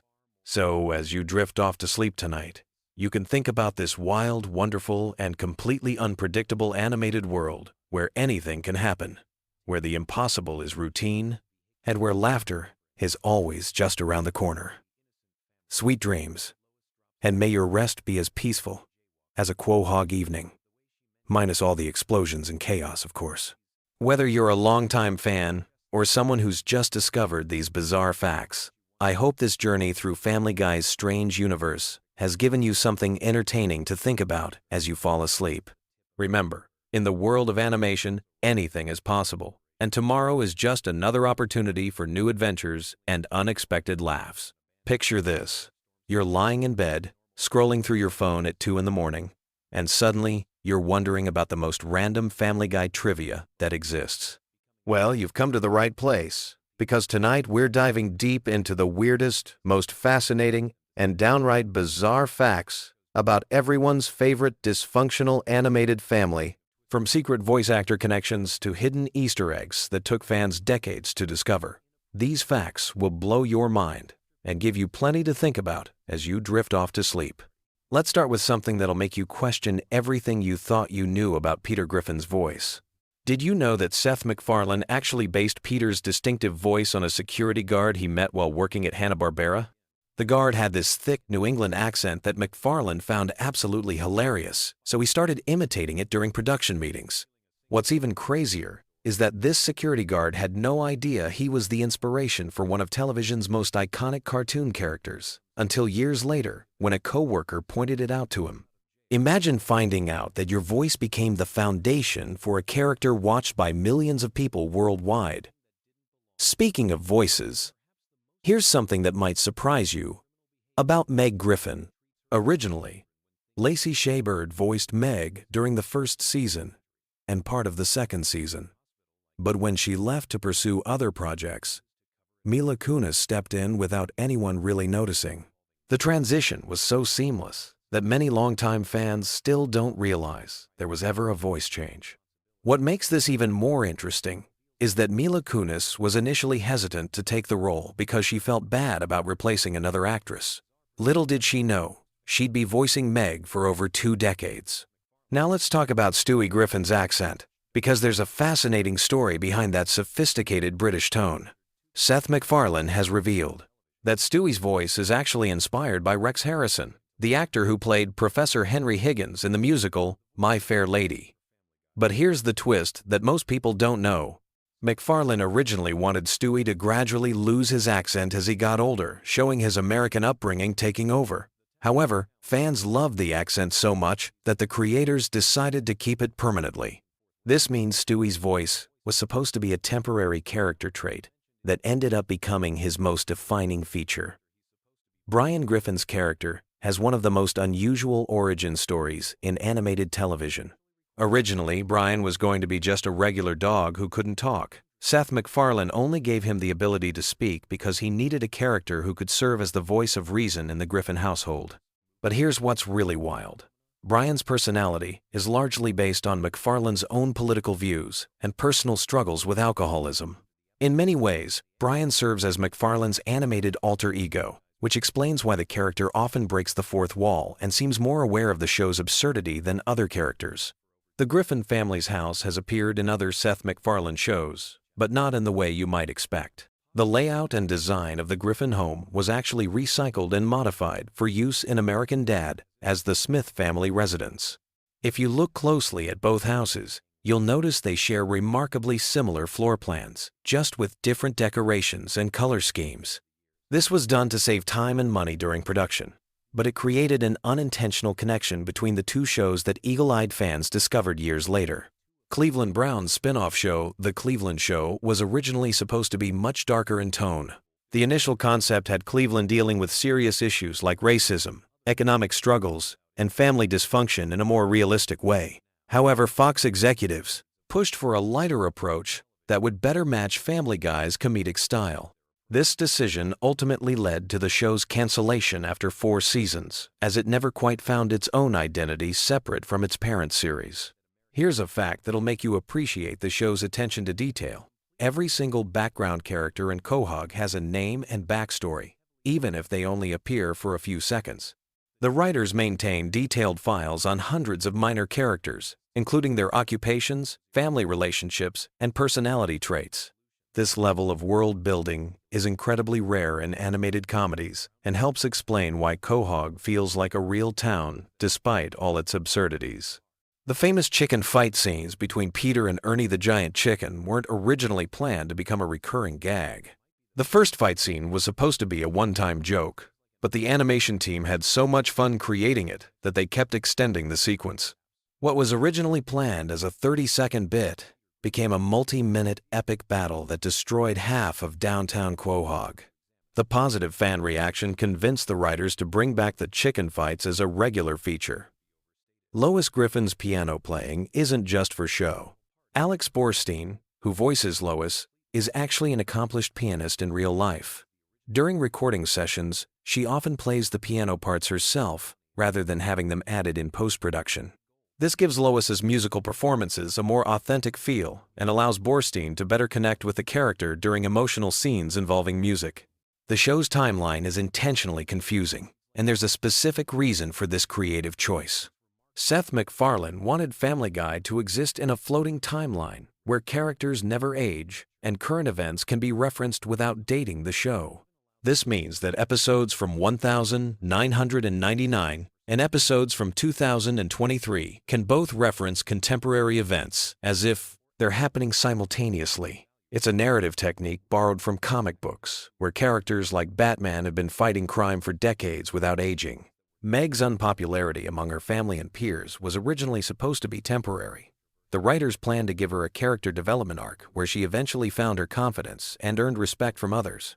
However, the jokes about Meg being ignored and mistreated became so popular with audiences that the writers decided to make it a permanent aspect of her character. This decision has created one of the most consistent running gags in the show's history. The Family Guy writing room operates under a unique rule. Any writer can pitch a cutaway gag at any time, regardless of what's being discussed.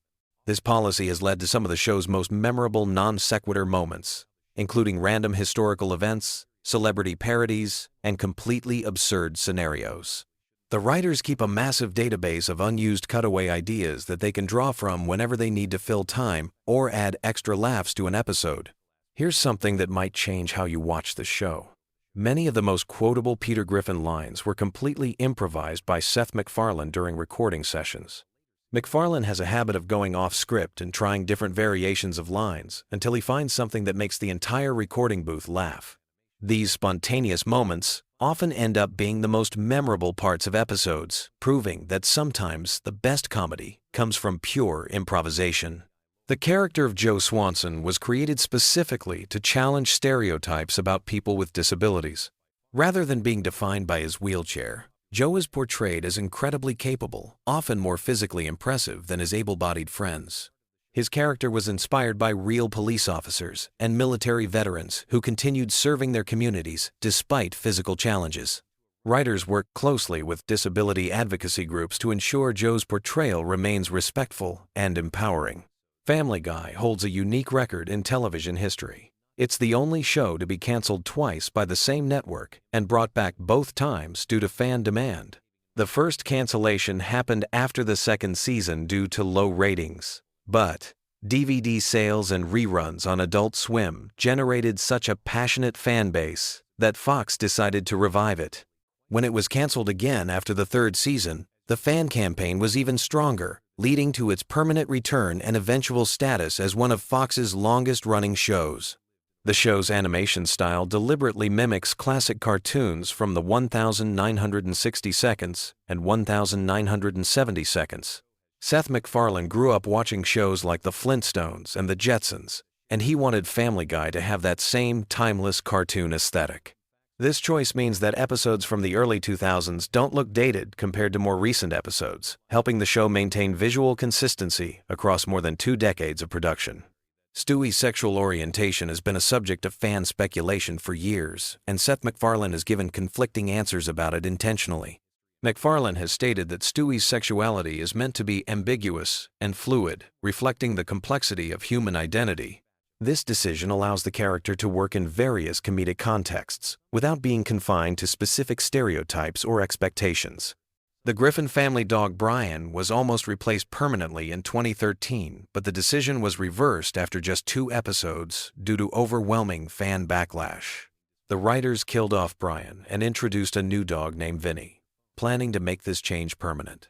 However, the negative fan reaction was so intense that they quickly brought Brian back to life and wrote Vinny out of the show. This incident demonstrated just how attached audiences had become to the original characters. Here's a production secret that few fans know.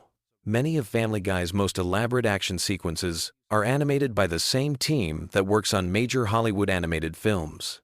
When the show needs complex chase scenes, fight sequences, or musical numbers, they often hire freelance animators who normally work on Disney or Pixar movies. This explains why certain Family Guy sequences have surprisingly high production values compared to typical television animation. The town of Quahog is loosely based on several real New England locations, but it's primarily inspired by Cranston, Rhode Island, where Seth MacFarlane spent time during his childhood. Many of Quahog's landmarks and businesses are based on real places that McFarlane remembered from his youth. The Drunken Clam Bar, for example, is inspired by a combination of several actual bars in the Providence area. Cleveland's voice actor Mike Henry made the unusual decision to step down from voicing the character in 2020, stating that a black character should be voiced by a black actor. This decision led to extensive recasting and rewriting to maintain character continuity while respecting the importance of authentic representation in voice acting. The transition process involved careful collaboration between Henry, the new voice actor, and the writing team to preserve Cleveland's established personality. Family Guy episodes often contain hidden references to other Seth MacFarlane projects, including American Dad and The Orville. These Easter eggs are scattered throughout episodes in the form of background details, character names, and brief visual gags. Finding all these connections has become a hobby for dedicated fans who maintain detailed databases of cross-references between MacFarlane's various shows. The show's musical numbers are often more complex than they appear on screen. Many of the songs featured in Family Guy episodes are full-length compositions that get edited down for television. Complete versions of these songs exist and are sometimes released as bonus content or special features. The writers and composers put significant effort into creating these musical sequences, often treating them as mini-musicals within the larger episode structure. Quagmire's famous giggity catchphrase was originally supposed to be used only once as a throwaway joke. Seth MacFarlane was experimenting with different ways to express the character's perverted excitement when he stumbled upon the giggity sound.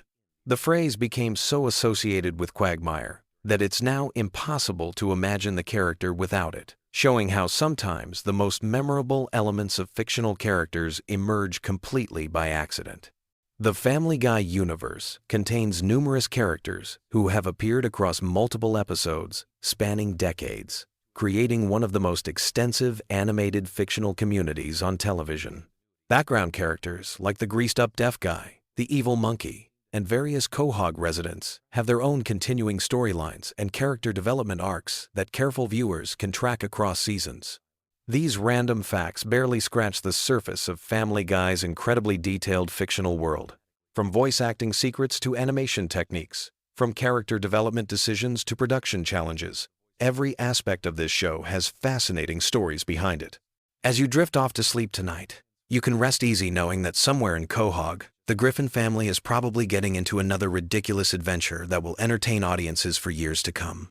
Sweet dreams, and remember, when life gets you down, at least you're not Meg Griffin trying to fit in at James Woods High School.